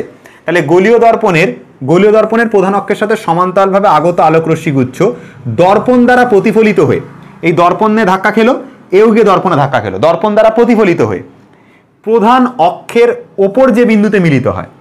দর্পণে এখানে ধাক্কা খেলো, ধাক্কা খাওয়ার পর এখানে চলে আসলো, এও ধাক্কা খেলো, ধাক্কা খাওয়ার পর এইখানে চলে আসলো, এবং এরা দেখো এই দর্পণের এই পয়েন্টটাতে এসে মিলিত হয়েছে, এই পয়েন্টটাতে এসে মিলিত হয়েছে, ঠিক আছে? কি বললাম বুঝতে পারা গেল? যে পয়েন্টটাতে মিলিত হবে সেটাকে আমরা ফোকাস বলবো, খতম কাহানি। কি বললাম বুঝতে পারলে? তাহলে কোনো গোলীয় দর্পণের প্রধান অক্ষের সাথে সমান্তরাল আলোকরশ্মি গুচ্ছ দর্পণ দ্বারা প্রতিফলিত হয়ে প্রধান অক্ষের ওপর যে বিন্দুতে মিলিত হয় সেই বিন্দুটাকে আমরা মুখ্য ফোকাস বা ফোকাস বলবো। তাহলে কি বলছি আরেকবার ভালো করে ডেফিনেশনটা বোঝো। এটা যে গোলীয় দর্পণের এটা আর এটা সমান্তরালভাবে আগত আলোকরশ্মি গুচ্ছ। গোলীয় দর্পণের প্রধান অক্ষের সাথে সমান্তরালভাবে আগত আলোকরশ্মি গুচ্ছ দর্পণ দ্বারা প্রতিফলিত হলো, এও দর্পণ দ্বারা প্রতিফলিত হলো। প্রতিফলিত হওয়ার পর এটা দেখো, এটা প্রধান অক্ষ ছিল, প্রধান অক্ষের উপর যে বিন্দুতে মিলিত হয়েছে সেই বিন্দুটাকে আমরা ফোকাস বলবো বা মুখ্য ফোকাস বলবো। তাহলে গোলীয় দর্পণের সাথে সমান্তরালভাবে আগত আলোকরশ্মি গুচ্ছ প্রধান অক্ষের সাথে সমান্তরালভাবে আগত আলোকরশ্মি গুচ্ছ দর্পণ দ্বারা প্রতিফলিত হয়ে প্রধান অক্ষের উপর, এটা প্রধান অক্ষ ছিল, তার উপর যে পয়েন্টে মিলিত হচ্ছে সেই পয়েন্টটাকে আমরা ফোকাস বলবো, ঠিক আছে? এটাকে মুখ্য ফোকাস বলা হয়, বা হচ্ছে এটাকে ফোকাস বিন্দু, মুখ্য ফোকাস বিন্দু, যা খুশি হোয়াট এভার ইউ ওয়ান্ট বলতে পারো। এটা কিন্তু অবতল দর্পণের ক্ষেত্রে। উত্তল দর্পণের ক্ষেত্রে কিন্তু এই কনসেপ্টটা হবে না। উত্তল দর্পণের ক্ষেত্রে কী হবে ভালো করে বোঝো। এটার ক্ষেত্রে কনসেপ্টটা কিছুটা এক থাকবে, বাকিটা ডিফারেন্স থাকবে। এই জায়গাটা পোল হয় পি, এই জায়গাটা সি হয় বক্রতা কেন্দ্র। এবার কি হয়, এটার ক্ষেত্রে প্রধান অক্ষের সাথে সমান্তরালভাবে আগত আলোকরশ্মি গুচ্ছ, মানে ধরো এইভাবে একটা সমান্তরালভাবে আগত আলোকরশ্মি এসে পড়লো, এভাবে একটা সমান্তরালভাবে আগত আলোকরশ্মি এসে দর্পণের উপর পড়লো, পড়ার পর এ দর্পণ দ্বারা প্রতিফলিত হয়ে এদিকে চলে গেল, এও দর্পণ দ্বারা প্রতিফলিত হয়ে এদিকে চলে গেল। এবার এরা তো দর্পণে এসে মিলিত হচ্ছে না কোনো জায়গাতে। এবার যখন মিলিত না হবে আমি এদেরকে পিছন দিকে বাড়াবো, ঠিক আছে? যখন সামনে দিয়ে যখন ঢোকা যায় না, তখন পিছন দরজা দিয়ে ঢুকতে হয়, এটা মনে রেখো, ঠিক আছে? সারা জীবন কাজে লাগবে, যেটা শেখালাম মনে রেখো। তাহলে দর্পণের কি হচ্ছে, এটাকে পিছন দিকে আমি বাড়াবো, এটাকে আমি পিছন দিকে বাড়াবো, এটাকে পিছন দিকে বাড়ালাম, এটাকে আমি কি করবো, এটাকে আমি পিছন দিকে বাড়াবো, হ্যাঁ এটাকে আমি পিছন দিকে বাড়াবো, এটাকে পিছন দিকে বাড়াবো। বাড়ানোর পর দেখো এটা কোন পয়েন্টে ছেদ করেছে, এই পয়েন্টে এসে ছেদ করেছে, যে পয়েন্টটাতে সে ছেদ করছে সেটাকে আমরা ফোকাস বলবো। তাহলে উত্তল দর্পণের ক্ষেত্রে কি হয়, উত্তল দর্পণের ক্ষেত্রে কি হয়, যে আলোক রশ্মিগুলো আসবে সেগুলোই সমান্তরালভাবে আসবে, প্রধান অক্ষের সাথে সমান্তরালভাবে আসবে, আসার পর দর্পণে পড়লো, পড়ার পর প্রতিফলিত হয়ে গেল, এও প্রতিফলিত হয়ে গেল। এবার কি করব, এই প্রতিফলিত আলোক রশ্মিটাকে আমি পেছন দিকে বাড়াবো, এই প্রতিফলিত আলোক রশ্মিটাকে আমি পেছন দিকে বাড়াবো। বাড়ানোর পর এরা এই প্রধান অক্ষের ওপর যে বিন্দুতে ছেদ করবে সেই বিন্দুটাকে আমরা বলবো হচ্ছে মুখ্য ফোকাস, ফোকাস বিন্দু বা ফোকাস, ঠিক আছে? এবার ব্যাপারটা হচ্ছে এই ঘটনাটা যেটা ঘটে এটা কিন্তু কল্পনায় ঘটে, এটা কিন্তু বাস্তবে হয় না। বাস্তবে কি হয়, কি আলো তো এইদিকে চলে যাচ্ছে, এই আলো তো এইদিকে চলে যাচ্ছে, এটা কি বাস্তবে হয়? হয় না। এটার ক্ষেত্রে সেই মনে আছে অপসৃত হবার কনসেপ্টটা, অপসৃত বলেছিলাম, দেখে মনে হবে যেন কোন একটা জায়গা থেকে অপসৃত হচ্ছে। কি করে, এবার তুমি তোমার কি করলে, তোমার চোখকে তুমি এখানে রাখলে, এইখানে তোমার চোখ রেখেছো, এই জায়গায় তুমি চোখ রেখেছো, ঠিক আছে? এখানে তুমি তোমার চোখ রেখেছো, এটা হচ্ছে তোমার চোখ, বুঝতে পারছো তো? কাজল দিয়েছো নাকি? যাই হোক, এইখানে তুমি তোমার চোখ রেখেছো, এই চোখটা থেকে তুমি কি দেখছো, যে এইখান থেকে আলো আসছে, এই পয়েন্ট থেকে আলোটা যেন চোখে আসছে, এই পয়েন্ট থেকে আলোটা যেন চোখে আসছে, ঠিক আছে? এই পয়েন্ট থেকে যেন চোখে আলোটা আসছে। তাহলে মনে হচ্ছে না যে এই জায়গা থেকে আলোটা আমার চোখে আসছে, অপসৃত হচ্ছে? এই অপসৃত যে বিন্দুটা, সেই অপসৃত হওয়া বিন্দুটাকে আমরা বলবো হচ্ছে ফোকাস। দেখো উত্তল দর্পণের ডেফিনেশনটা পড়ো, বলছে গোলীয় দর্পণের প্রধান অক্ষের সাথে সমান্তরালভাবে আগত আলোক রশ্মি গুচ্ছ দর্পণ দ্বারা প্রতিফলিত হয়ে, ঠিক আছে, দর্পণ দ্বারা প্রতিফলিত হয়ে পর্যন্ত পড়বে। পড়ার পর প্রধান অক্ষের ওপর অবস্থিত কোনো বিন্দু থেকে অপসৃত হচ্ছে বলে মনে হলে তাকে বলা হয় উত্তল দর্পণের ক্ষেত্রে মুখ্য ফোকাস, ঠিক আছে? তাহলে আলোক রশ্মি গুচ্ছে সেরম পড়লো, এরম পড়লো, পড়ার পর এও ফিরে গেল এদিকে, এও ফিরে গেল এদিকে। এবার তুমি যখন তোমার চোখ রেখে তুমি যখন দেখছো, তোমার চোখ রেখে মনে হচ্ছে যেন এই প্রধান অক্ষ থেকে কোনো একটা আলোক রশ্মি তোমার চোখে এসে পড়ছে। তুমি যদি এখানে চোখ রাখতে, তোমার কি মনে হতো, যে আলোক রশ্মি যেন এইখান থেকে যেন অপসৃত হয়ে তোমার চোখে আসছে, দেখে যেন মনে হতো তোমার চোখে আসছে, ঠিক আছে? কি বললাম ব্যাপারটা বুঝতে পারছো না? কি বললাম, প্রধান অক্ষের কোন একটা বিন্দু থেকে আলো যেন অপসৃত হচ্ছে বলে মনে হবে। তাহলে অপসৃত হচ্ছে বলে মনে হলে সেটা উত্তল দর্পণের ফোকাস বিন্দু। আর অবতল দর্পণের ক্ষেত্রে কি হবে, সমান্তরাল আলোক রশ্মিগুচ্ছ আসবে, দর্পণ দ্বারা প্রতিফলিত হবে, হওয়ার পর একটা পয়েন্ট এসে মিলিত হবে প্রধান অক্ষের ওপর, যে পয়েন্ট এসে মিলিত হবে সেই পয়েন্টটাকে আমরা ফোকাস বলবো। খতম কাহানি, শেষ, ঠিক আছে? তাহলে মুখ্য ফোকাস বুঝতে পারা গেল, আশা করি ফোকাসের কনসেপ্টটা ক্লিয়ার হয়েছে। এবার দেখো এখান থেকে আমরা পড়ে নেবো হচ্ছে ফোকাস দূরত্ব। এইখানে আমরা মেরু পড়েছিলাম, এখানে আমরা ফোকাস পড়েছি। এই ফোকাস, এই দেখো এই যে ফোকাস আর মেরুর মাঝে যে দূরত্বটা, এই যে ডিস্টেন্সটাকে আমরা স্মল এফ দ্বারা রিপ্রেজেন্ট করি, এটাকে ফোকাস দূরত্ব বলে। কিচ্ছু না, কি বললাম, মেরু আর ফোকাসের মাঝের যে ডিস্টেন্স, এটাকে আমরা ফোকাস দূরত্ব বলবো। আবার মেরু আর ফোকাস এদের মাঝে যে ডিস্টেন্স, এই ডিস্টেন্সটাকে আমরা ফোকাস দূরত্ব বলবো। মেরু আর ফোকাস এদের মাঝে যে ডিস্টেন্সটা এটাকে আমরা ফোকাস দূরত্ব বলবো। খাতার মধ্যে হেডিং করো যে ফোকাস দূরত্বটা 8 হয়ে গেল। 9 নাম্বার পয়েন্ট কিন্তু আমি বলে দিলাম, 9 নাম্বার পয়েন্ট কিন্তু আর খাতায় লিখছি না। 9 নাম্বার পয়েন্ট হচ্ছে তোমাদের এই যে ফোকাস দূরত্ব, খাতার মধ্যে কিন্তু লিখে নেবে ফোকাস দূরত্ব কাকে বলে। হ্যাঁ, আমি কিন্তু বলবো না। এখানে যে পিএফ দেখতে পাচ্ছ, পিএফ ইজিক্যাল টু স্মল এফটা হচ্ছে ফোকাস দূরত্ব। খাতার মধ্যে ডেফিনেশন লেখো, কি বলবে, যে কোনো দর্পণের মেরু এবং ফোকাসের মাঝের যে দূরত্ব তাকে আমরা ফোকাস দূরত্ব স্মল এফ দ্বারা রিপ্রেজেন্ট করি। একে বুঝতে পারা গেল। আচ্ছা, এবার কয়েকটা জিনিস পড়া যাক। দেখো এই যে ফোকাস যেটা আমরা পড়লাম, ডেফিনেশন আশা করি শুনে লিখে নিচ্ছ, আর আমি রিপিট করবো না, ব্যাক করে ভিডিও দেখানো, ঠিক আছে? ফোকাস কাকে বলে পড়লাম, ঠিক আছে? অবতল দর্পণের ক্ষেত্রে কি দেখতে পেলাম, আলোক রশ্মি আসবে, প্রতিফলিত দর্পণের ওপর, এই প্রধান অক্ষের ওপর কোনো একটা পয়েন্টে মিলিত হবে। কিন্তু উত্তল দর্পণের ক্ষেত্রে কি পড়েছি, আলোক রশ্মি এদিকে চলে যাবে প্রতিফলিত হয়ে, তারপরে এদেরকে পেছন দিকে বাড়ালে, একে পেছন দিকে বাড়ালে এই প্রধান অক্ষের উপর একটা কোনো পয়েন্ট থেকে অপসৃত হচ্ছে বলে মনে হবে। এটা হচ্ছে ফোকাস দূরত্ব পড়েছিলাম উত্তল দর্পণের ক্ষেত্রে, আর এটা অবতল দর্পণের ক্ষেত্রে পড়েছি। এবার এই যে ফোকাস দূরত্ব, এই যে ফোকাস যেটা আমরা পড়লাম, ফোকাসের কতগুলো ইম্পর্টেন্ট পয়েন্ট আমাকে মনে রাখতে হবে। আমি যদি কোনো দর্পণকে নিয়ে, এই উত্তল দর্পণকে নিয়ে বা অবতল দর্পণকে নিয়ে জলের মধ্যে চুবিয়ে ধরলাম, যেভাবে তুমি তোমার বন্ধুদেরকে মার্ডার ফাটার করে থাকো, কি করো, মুখটাকে নিয়ে আসলে জলের মধ্যে চুবিয়ে ধরো। এভাবে তুমি যদি জলের মধ্যে যদি কোনো দর্পণকে ডোবাও, তাহলে কি এর ফোকাস দূরত্ব বা ফোকাস কি মানে চেঞ্জ হয়ে যাবে? না, চেঞ্জ হবে না। তাহলে খাতার মধ্যে লিখতে হবে জলে ডোবালেও, এটা কিন্তু ইম্পর্টেন্ট পয়েন্ট, শর্ট কোশ্চেন হয় কিন্তু এখান থেকে, আর কি মারছি না আমি, জলে ডোবালেও কি হবে, জলে ডোবালেও হচ্ছে লিখে নেবে ফোকাস একই থাকে, ফোকাস একই থাকে, একই থাকে দর্পণের ক্ষেত্রে, ঠিক আছে, একই থাকে। আমি আর লিখছি না, তাহলে কি লিখবে তোমরা, লিখবে হচ্ছে কোনো দর্পণকে যদি জলের মধ্যে প্রবেশ করানো হয় তারপরেও তার ফোকাস একই থাকে।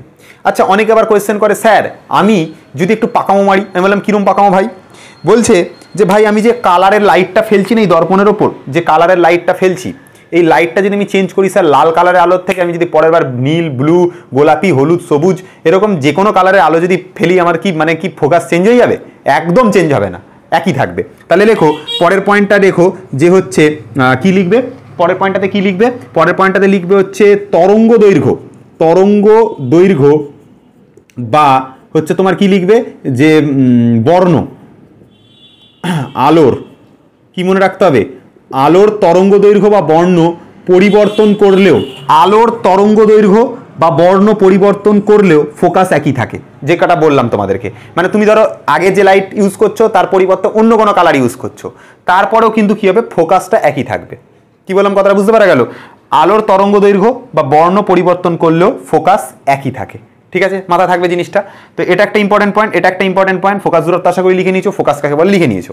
যদি বলে কোনো গোলীয় দর্পণের মুখ্য ফোকাস কটা থাকে, একটা থাকে, তাহলে এই যে মুখ্য ফোকাসের সংখ্যা, মুখ্য ফোকাসের সংখ্যা এটা হচ্ছে একটি হয়। দুটো হতে পারে কি না, একটি হতে পারে, মুখ্য ফোকাস বা ফোকাস বিন্দু একটি হতে পারে। পরীক্ষাতে শর্ট কোশ্চেন দেয় কোনো দর্পণের ফোকাস সংখ্যা কটা হতে পারে, তো একটা হবে, এটা একটা শর্ট কোশ্চেন হবে। তাহলে এটাও খাতার মধ্যে লেখো, ঠিক আছে।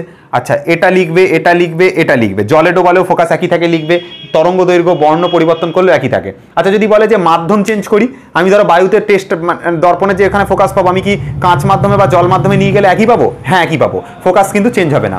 মাধ্যমের ওপর নিরপেক্ষ নয়, মানে মাধ্যমের ওপর ডিপেন্ড করে না, মাধ্যম নিরপেক্ষ, মাধ্যমের ওপর ফোকাস ডিপেন্ড করে না, ঠিক আছে, যেখানে নিয়ে যাও না কেন ফোকাস একই আসবে, ঠিক আছে। আর ফোকাস করা থাকে, একটা থাকে। আচ্ছা, এবার একটা কোয়েশ্চেন হয় যে উত্তল দর্পণের ক্ষেত্রে ফোকাস কি দর্পণের সামনে থাকে নাকি পেছনে থাকে, অবতল দর্পণের ক্ষেত্রে কি ফোকাস সামনে থাকে না পেছনে থাকে? তাহলে দেখো, এটা তো আমাদের অবতল দর্পণ ছিল, অবতল দর্পণ আমি কোথায় কোটিং করেছিলাম, আমি এই জায়গাতে কোটিং করেছিলাম। তাহলে কোটিং যে দিকটা করবো সেটা দর্পণের পেছন দিক। তুমি নিশ্চয়ই দেখেছো বাড়ির আয়নাটাতে, আয়নার যে দিকটাতে কোটিং করা থাকে বা যে দিকটা প্রলেপ দেওয়া থাকে সেটা হচ্ছে পেছন দিক হয়। তাহলে এই দিকটা হচ্ছে পেছন দিক, আর এইটা হচ্ছে দর্পণটার ফ্রন্ট ভিউ, সামনের দিক। তাহলে অবতল দর্পণের ক্ষেত্রে সামনে ফোকাস থাকে, সামনে, ঠিক আছে, সামনে ফোকাস থাকে। খাতার মধ্যে কোশ্চেনটা লিখো, অবতল দর্পণের ক্ষেত্রে সামনে ফোকাস থাকে, সামনে ফোকাস থাকে। উত্তল দর্পণের ক্ষেত্রে দেখো, উত্তল দর্পণের ক্ষেত্রে দেখো দর্পণের পেছন সাইড, এটা যে দিকটা কোটিং করা হচ্ছে সেদিকটা দর্পণের পেছন সাইড, পেছন সাইডটা এটা, পেছনে ফোকাস থাকে, পেছনে ফোকাস থাকে। খাতার মধ্যে লিখে নাও, কথাটা লিখে নাও, লিখে নাও, লিখে নাও, শোনো শোনো শোনো, লিখে নাও। কি লিখবো? উত্তল দর্পণ, এটা উত্তল দর্পণ ছিল ভাই, আরেকবার লিখে দিই এখানে, নাহলে অনেক কান্নাকাটি করবে অনেক ছেলেমেয়েরা। উত্তল দর্পণের ক্ষেত্রে, উত্তল দর্পণের ক্ষেত্রে পেছনে ফোকাস থাকে, এ দেখো পেছনে, দর্পণটার পেছনে ফোকাস থাকে। অবতল দর্পণে কি হচ্ছে, পেছনের দিকটা, তার সামনের দিকে দেখো ফোকাস, দর্পণের সামনের দিকে দেখো ফোকাস। তাহলে অবতল দর্পণের ক্ষেত্রে সামনে ফোকাস থাকে, উত্তল দর্পণের ক্ষেত্রে পেছনে ফোকাস থাকে। মনে থাকবে জিনিসটা, এটা একটা পয়েন্ট। এবার দেখো আরো একটা পয়েন্ট তোমাদেরকে বলি, দেখো অবতল দর্পণের ক্ষেত্রে আলোক রশ্মিগুলো না এসে একটা পয়েন্টে মিলিত হয়েছে, এইখানে মিলিত হয়েছে, এই জন্য এই ফোকাসটাকে নাম দেওয়া হয় অভিসারী ফোকাস। অভিসারী হওয়া মানে একটা জায়গায় গিয়ে মিলিত হওয়া, মানে ব্যাপারটা আমি গল্প দিয়ে বলছি।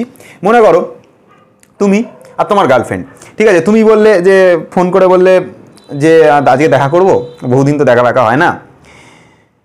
ফোনটা ধরলো, ধরে বললো যে হ্যাঁ ভাই দেখা করবো, কোথায় দেখা করবো, ভাই বলে দিয়েছে, সরি কি বলছি আমি, বললো যে কোথায় দেখা করবো, না হচ্ছে পার্কে দেখা করবো। তো এবার পার্কের তুমি ঠিকানা দিলে, ঠিক আছে, তো পার্কের ঠিকানাতে তুমি দিয়েছো, সেখানে ও গেছে, তুমিও পার্কে গেছো, একটা পয়েন্টে গিয়ে মিলিত হয়েছো। কোথাও মিলিত হয়েছো? পার্কে গিয়ে মিলিত হয়েছো। তাহলে তোমরা অভিসারী হয়েছো, অভিসারী হয়েছো।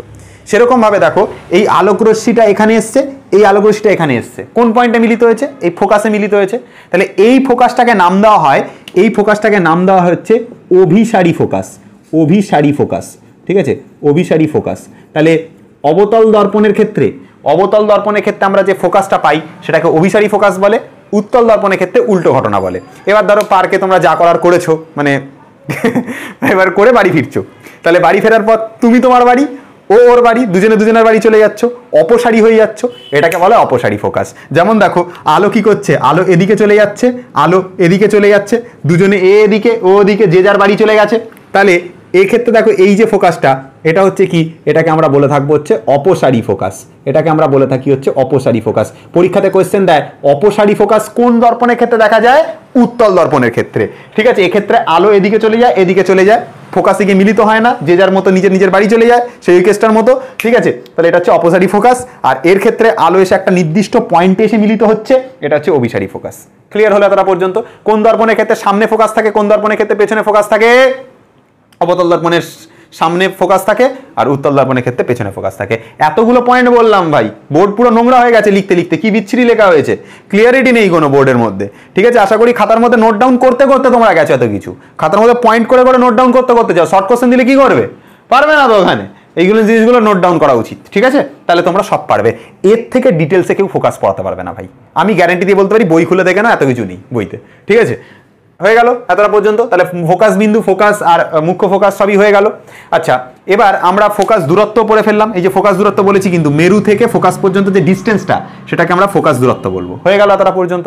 এবার আমরা পড়বো ফোকাস তল আর পড়বো গৌণ ফোকাস। পড়লে আমাদের এই গোলীয় দর্পণের জ্যামিতি রিলেটেড যা যা হয় সব আমাদের পড়া হয়ে যাবে। ঠিক আছে, তাহলে এবার পড়বো তাহলে হচ্ছে ফোকাস তল, আর পড়বো হচ্ছে ফোকাস তল পড়বো, আর কি বলবো, আর পড়বো হচ্ছে গৌণ ফোকাস পড়বো। ঠিক আছে, চলো হচ্ছে ফোকাস তল, ফোকাল প্লেন।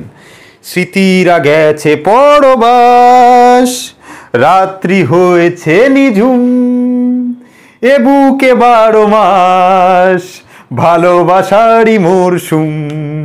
ভুলভাল গাইলাম লিরিক্সে, ঠিক আছে, সেটা কথা না, মেন কথা হচ্ছে চলে আসো ক্লাসে। ঠিক আছে, দেখো ফোকাস তল বা ফোকাল প্লেনটা কি। দেখো উত্তল দর্পণের ক্ষেত্রে কিরম ছিল দেখতে? এটা উত্তল দর্পণ ছিল, আর এটা দেখতে ছিল হচ্ছে অবতল দর্পণ, রাইট? তাই তো ছিল নাকি ভাই? এবার উত্তল দর্পণের ক্ষেত্রে কি করেছিলাম ভাই? ভেতর দিকে কোটিং করেছিলাম, এরকমভাবে ভেতর দিকে কোটিং করেছিলাম, মনে আছে নিশ্চয়ই? ভেতর দিকে কোটিং করা হয়েছিল। আর অবতল দর্পণের ক্ষেত্রে এরকম বাইরের দিকে কোটিং করা হয়েছিল। এভাবে বাইরের দিকে কোটিং করা হয়েছিল। স্যার আপনি তো অনেকবার অবতল দর্পণ উত্তল দর্পণ আঁকলেন, এর দিয়ে একবার এঁকে রাখতে পারতেন।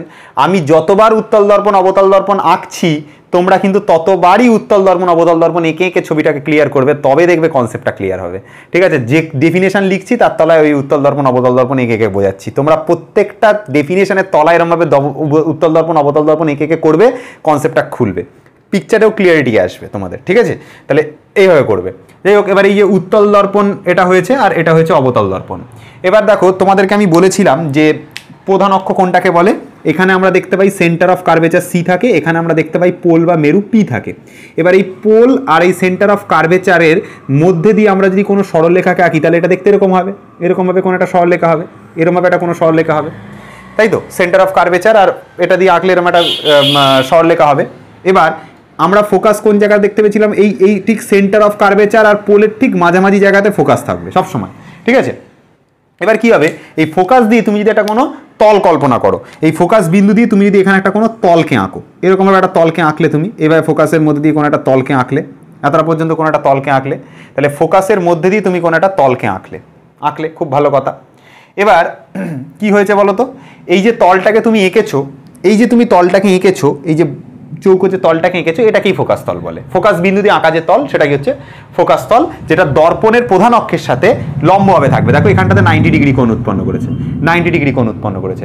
তাহলে কোনো দর্পণের প্রধান অক্ষের সাথে 90 ডিগ্রি কোণে থাকা কোনো তল, যেটা ফোকাসের মধ্যে দিয়ে যাবে, এরকম কোনো তল, সেটাকে আমরা বলবো হচ্ছে ফোকাস তল। দেখো এটাই লেখা আছে যে গোলীয় দর্পণের মুখ্য ফোকাস বিন্দু দিয়ে যায়, এই যে মুখ্য ফোকাস বিন্দু দিয়ে যায় এবং দর্পণের প্রধান অক্ষের সঙ্গে লম্বভাবে থাকবে। এই দেখো প্রধান অক্ষ, তার সাথে দেখো লম্বভাবে রয়েছে, তার সাথে দেখো এই তলটা দেখো লম্বভাবে রয়েছে। তাহলে প্রধান অক্ষের সাথে লম্বভাবে যে তল কল্পনা করা হয় তাকে বলা হয় ফোকাস তল। ক্লিয়ার হলো? এটার ক্ষেত্রে আঁকি, এটার ক্ষেত্রে আঁকলে কি হবে দেখো, এটার ক্ষেত্রে আঁকলে আমি একই জিনিস পাবো। ধরো এই জায়গাটাতে আমরা পোল পাবো, পোল বা মেরু, পোল বা পি পাবো। এই জায়গাতে আমরা এরম জায়গাতে আমরা সি পাবো, সেন্টার অফ কার্ভেচার, এটা হচ্ছে সি আর এটা হচ্ছে পি। ঠিক আছে, এবার দেখো কি হবে, এটা হচ্ছে সি হলো সেন্টার অফ কার্ভেচার, এটা পি হলো পোল। আর আমরা কি করব, ফোকাস যেটা হবে, ফোকাসটা এরম জায়গাতে হবে না, এরম জায়গাতে ফোকাস হবে। এবার এখানে যদি আমরা কোনো তল আঁকি, তাহলে তলটা দেখতে এরকম হবে, এই হচ্ছে তলটা হবে। এবার দেখো এই যে আমরা তলটা আমরা আঁকলাম, এই তলটাকে আমরা বলবো হচ্ছে কি, এই তলটাকে আমরা বলবো হচ্ছে ফোকাস তল। তাহলে কি বলবো, কোনো ফোকাস বিন্দু দিয়ে যে তল যায় এবং যে তলটা এই প্রধান অক্ষের সাথে 90 ডিগ্রি কোণ করে সেই তলটাকে আমরা বলবো হচ্ছে ফোকাস তল। ঠিক আছে, কি বললাম দেখে নাও, গোলীয় দর্পণের মুখ্য ফোকাস বিন্দু দিয়ে যায়, মুখ্য ফোকাস বিন্দু দিয়ে যায় এবং দর্পণের প্রধান অক্ষের সাথে লম্বভাবে থাকে। এই যে দর্পণের প্রধান অক্ষের সাথে লম্বভাবে থাকে, দর্পণের প্রধান অক্ষের সাথে লম্বভাবে থাকে। ঠিক আছে, যে তল কল্পনা করা হয় সেই তলটাকে আমরা বলবো হচ্ছে ফোকাস তল। ক্লিয়ার? এতটা পর্যন্ত? এবার ফোকাস তল তো হলো, এবার দেখো এখান থেকে আমরা ছোট্ট একটা জিনিস পড়বো। কি পড়বো ভালো করে ব্যাপারটা বোঝো। এটা হচ্ছে গৌণ ফোকাস। কি গৌণ ফোকাসের কনসেপ্টে আমি জাস্ট খালি পড়াবো, ডেফিনেশন আমি লিখবো না, তোমরা আমার কথা শুনে শুনে নিজেরা লিখবে, সব লিখে দেবো না, ইচ্ছা করে লিখবো না, বদমাইশি করবো। ঠিক আছে, তাহলে কি করবো, ডেফিনেশনটা কি দেখো, বলছে প্রধান অক্ষের সঙ্গে সমান্তরাল নয়, প্রধান অক্ষের সঙ্গে আনুতভাবে আলোকরশ্মি গুচ্ছ। লিখে নাও, প্রধান অক্ষের সঙ্গে সমান্তরাল নয়, প্রধান অক্ষের সঙ্গে আনুতভাবে আলোকরশ্মি গুচ্ছ যারা নিজেরা সমান্তরাল, মানে এমন দুটো আলোকরশ্মিকে আঁকবো, এমন দুটো বা তিনটে বা আলোকরশ্মি গুচ্ছকে আঁকবো যারা নিজেরা সমান্তরাল কিন্তু প্রধান অক্ষের সঙ্গে সমান্তরাল নয়।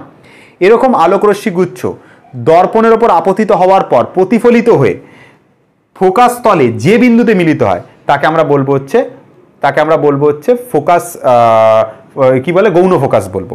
দেখো ক্লিয়ার হলো না জিনিসটা? আমি বললেই ক্লিয়ার হয়ে যাবে, এখানে আঁকলেই ক্লিয়ার হয়ে যাবে। দেখো একটুখানি ছোট করে নিচ্ছি ফোকাস তলটাকে, এইভাবে করে দিচ্ছি। দেখো দর্পণের ওপর দুটো আলোকরশ্মি এসে পড়ছে, এরকম একটা আর এরকম একটা, দুটো সমান্তরাল আলোকরশ্মি এসে পড়ছে, এই একটা। এইখানে একটা সমান্তরাল আলোকরশ্মি পড়েছে, এখানে একটা সমান্তরাল আলোকরশ্মি এসে পড়লো। পড়ার পর কি হয়েছে দেখো, এরা নিজেরা সমান্তরাল। দেখো এইটা আর এইটা হচ্ছে সমান্তরাল আলোকরশ্মি, দুটো সমান্তরাল আলোকরশ্মি। এবার এই আলোকরশ্মি দুটো কি প্রধান অক্ষের সাথে সমান্তরাল? না। এটার নাম করা যাক এ, এটার নাম করা যাক বি, এটার নাম করা যাক সি, এটার নাম করা যাক ডি। নামকরণ করলাম এ বি সি ডি। এই যে দুটো আলোকরশ্মির নাম করলাম A B R CD, CD নামটা দেওয়া যাবে না, এখানে সি রয়েছে না, এটা ই দিয়ে দিচ্ছি, চলো এটা ই দিচ্ছি, ইডি। ঠিক আছে, অনেকের বাড়িতে তলব হচ্ছে, যাই হোক উল্টোপাল্টা পলিটিক্সে গিয়ে লাভ নেই। তাহলে কি বললাম, এ বি আলোকরশ্মি আর ইডি আলোকরশ্মি, এই যে দুটো আলোকরশ্মি যারা নিজেরা সমান্তরাল, প্রধান অক্ষের সাথে কি সমান্তরাল? না। এবার এই সমান্তরাল আলোকরশ্মি গুচ্ছ দর্পণ দ্বারা প্রতিফলিত হয়ে ধরো এইখানে চলে আসলো, এই আলোকরশ্মিটাও ধরো দর্পণ দ্বারা প্রতিফলিত হয়ে এইখানে চলে আসলো এবং এইখানে এসে দুজনেরা মিট করলো। কোন তলের ওপর মিট করেছে? এই ফোকাস তলের ওপর মিট করেছে। তাহলে যে জায়গাটা মিট করেছে সেই জায়গাটার নাম আমি এফ ড্যাশ দিলাম। এই পয়েন্টটাকে আমরা গৌণ ফোকাস বলবো। খতম কাহানি। কি বললাম বুঝতে পারলে?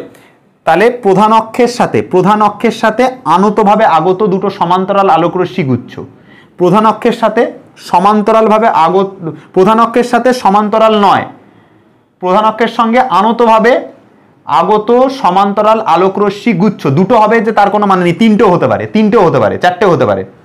কি বলতে হবে? প্রধান অক্ষের সাথে আনতভাবে আগত সমান্তরাল আলোকরশ্মি গুচ্ছ দর্পণ দ্বারা প্রতিফলিত হয়ে ফোকাস তলের ওপর যে পয়েন্টে মিলিত হয় সেই পয়েন্টটাকে আমরা গৌণ ফোকাস বলবো। এই পয়েন্টটাকে আমরা গৌণ ফোকাস বলবো, এটার নাম হবে হচ্ছে গৌণ ফোকাস। ঠিক আছে, গৌণ ফোকাস নাম হবে। ঠিক আছে, ভালো করে শুনো, গৌণ আছে ভাই, অন্য কিছু ভেবো না আবার। যাই হোক, দেখো এবার এটা হচ্ছে কি বললাম, এইখানে আসি। দেখো এটার ক্ষেত্রে সেম কনসেপ্ট হবে, লজিকও সেম থাকবে, কনসেপ্টও সেম থাকবে। কি বলছি শোনো ভালো করে। এটার ক্ষেত্রে ফোকাস তলের ওপর আলোকরশ্মিগুচ্ছ অ্যাকচুয়ালি মিট করেছে, কিন্তু উত্তল দর্পণের ক্ষেত্রে কিন্তু অ্যাকচুয়ালি মিট করবে না। এদের ক্ষেত্রে মনে হবে যেন অপসৃত হচ্ছে। তাহলে দেখো এদের ধরবো যে দর্পণের উপর দুটো আলোকরশ্মি এভাবে আপতিত হচ্ছে, দুটো আলোকরশ্মি এভাবে দর্পণের উপর আপতিত হচ্ছে। এরা দেখো সমান্তরাল, এর সাথে এই আলোকরশ্মিটা সমান্তরাল, এটার নাম দিলাম ইডি। ঠিক আছে, আর এটার নাম দিলাম এ বি। এই দুটো হচ্ছে সমান্তরাল আলোকরশ্মি। এ দর্পণ দ্বারা প্রতিফলিত হয়ে এদিকে চলে গেল, এও দর্পণ দ্বারা প্রতিফলিত হয়ে এদিকে চলে গেল। এবার এই জায়গাটাতে আমাদের থাকে পোল বা মেরু, এই জায়গাটাতে থাকে মোটামুটি ধরো এরম একটা জায়গাতে সেন্টার অফ কার্ভেচার সি থাকে, আর এর ঠিক মিডিল পয়েন্টে আমাদের ফোকাস থাকে। ফোকাসের আমরা এখানে যে তলটাকে আঁকি সেটা হচ্ছে আমাদের কি হয়? ফোকাস তল হয়। এবার আলোকরশ্মি গুচ্ছ কি হয় দেখো, ভালো করে বোঝার চেষ্টা করো। এটা উত্তল দর্পণে কেস পড়ছি। উত্তল দর্পণের ক্ষেত্রে তোমরা জানো যে আলোকরশ্মি গুচ্ছ কোথায় পড়ে? বাইরের পৃষ্ঠে পড়ে। পড়ার পর এ প্রতিফলিত এদিকে চলে যায়, এও প্রতিফলিত এদিকে চলে যায়। বাস্তবে এরা মিলিত হয় না। তো যখন মিলিত হয় না আমরা কি করব? একে জোর করে মেলানোর চেষ্টা করব। তো জোর করে মেলানোর চেষ্টা করলে দেখো এই আলোকরশ্মি গুচ্ছকে আমরা যদি জোর করে মেলানোর চেষ্টা করি তাহলে এটা এই জায়গায় আসবে, আর এটাকে যদি জোর করে মেলানোর চেষ্টা করি তাহলে এটা কোন জায়গায় আসবে, এই জায়গায় আসবে।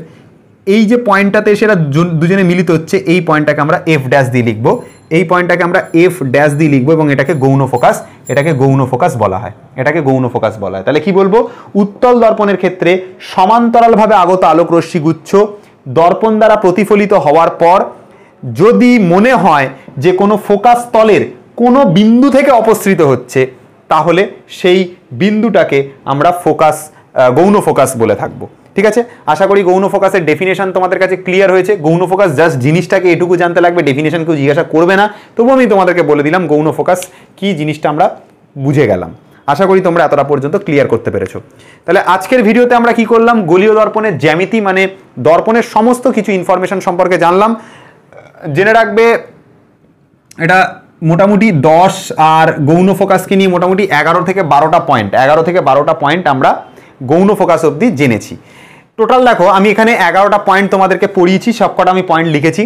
একটা ছবি আঁকবো, ছবির মধ্যে কোনটা প্রতিফলক তল, কোনটা মেরু, কোনটা বক্রতা কেন্দ্র, সেগুলো সব আমি ডিনোট করব। ঠিক আছে, বক্রতা কেন্দ্র, বক্রতা ব্যাসার্ধ সব ডিনোট করব।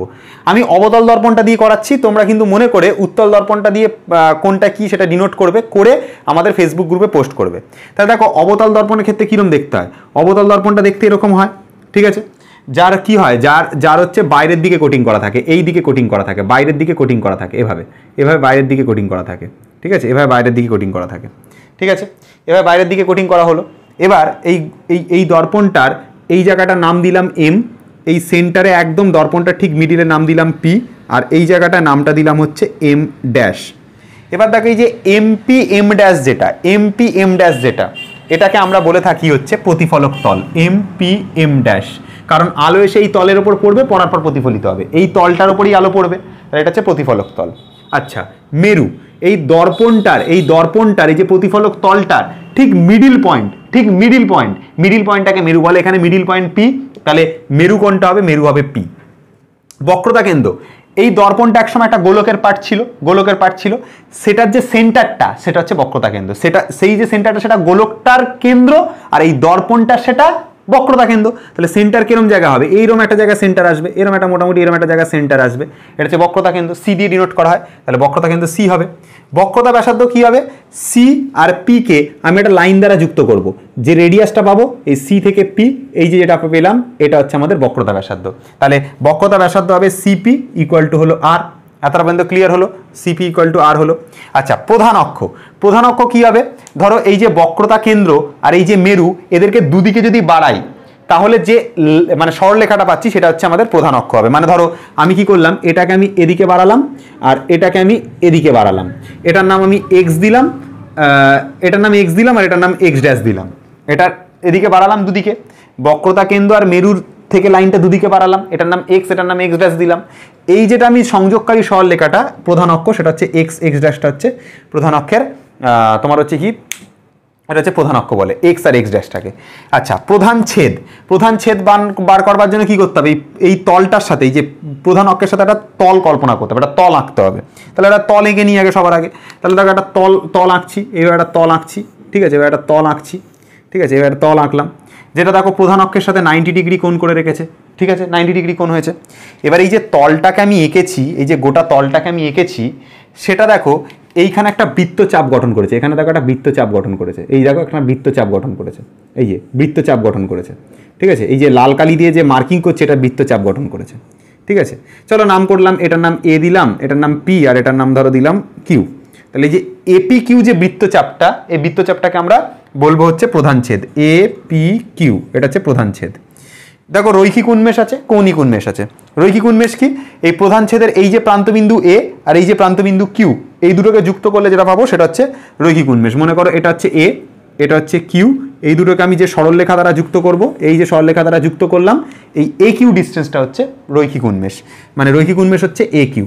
আচ্ছা, কৌণিক উন্মেষ কি, বক্রতা কেন্দ্র সাথে একে জুড়ে দাও, বক্রতা কেন্দ্র তার সাথে কিউকে জুড়ে দাও, সির সাথে তোমরা একে জুড়ে দাও, সির সাথে তোমরা কিউকে জুড়ে দাও, এদের এইখানে যে অ্যাঙ্গেলটা তৈরি হবে এই অ্যাঙ্গেলটা হচ্ছে কৌণিক উন্মেষ, মানে এ সি কিউ। তাহলে কোণ এ সি কিউ হলো কৌণিক উন্মেষ।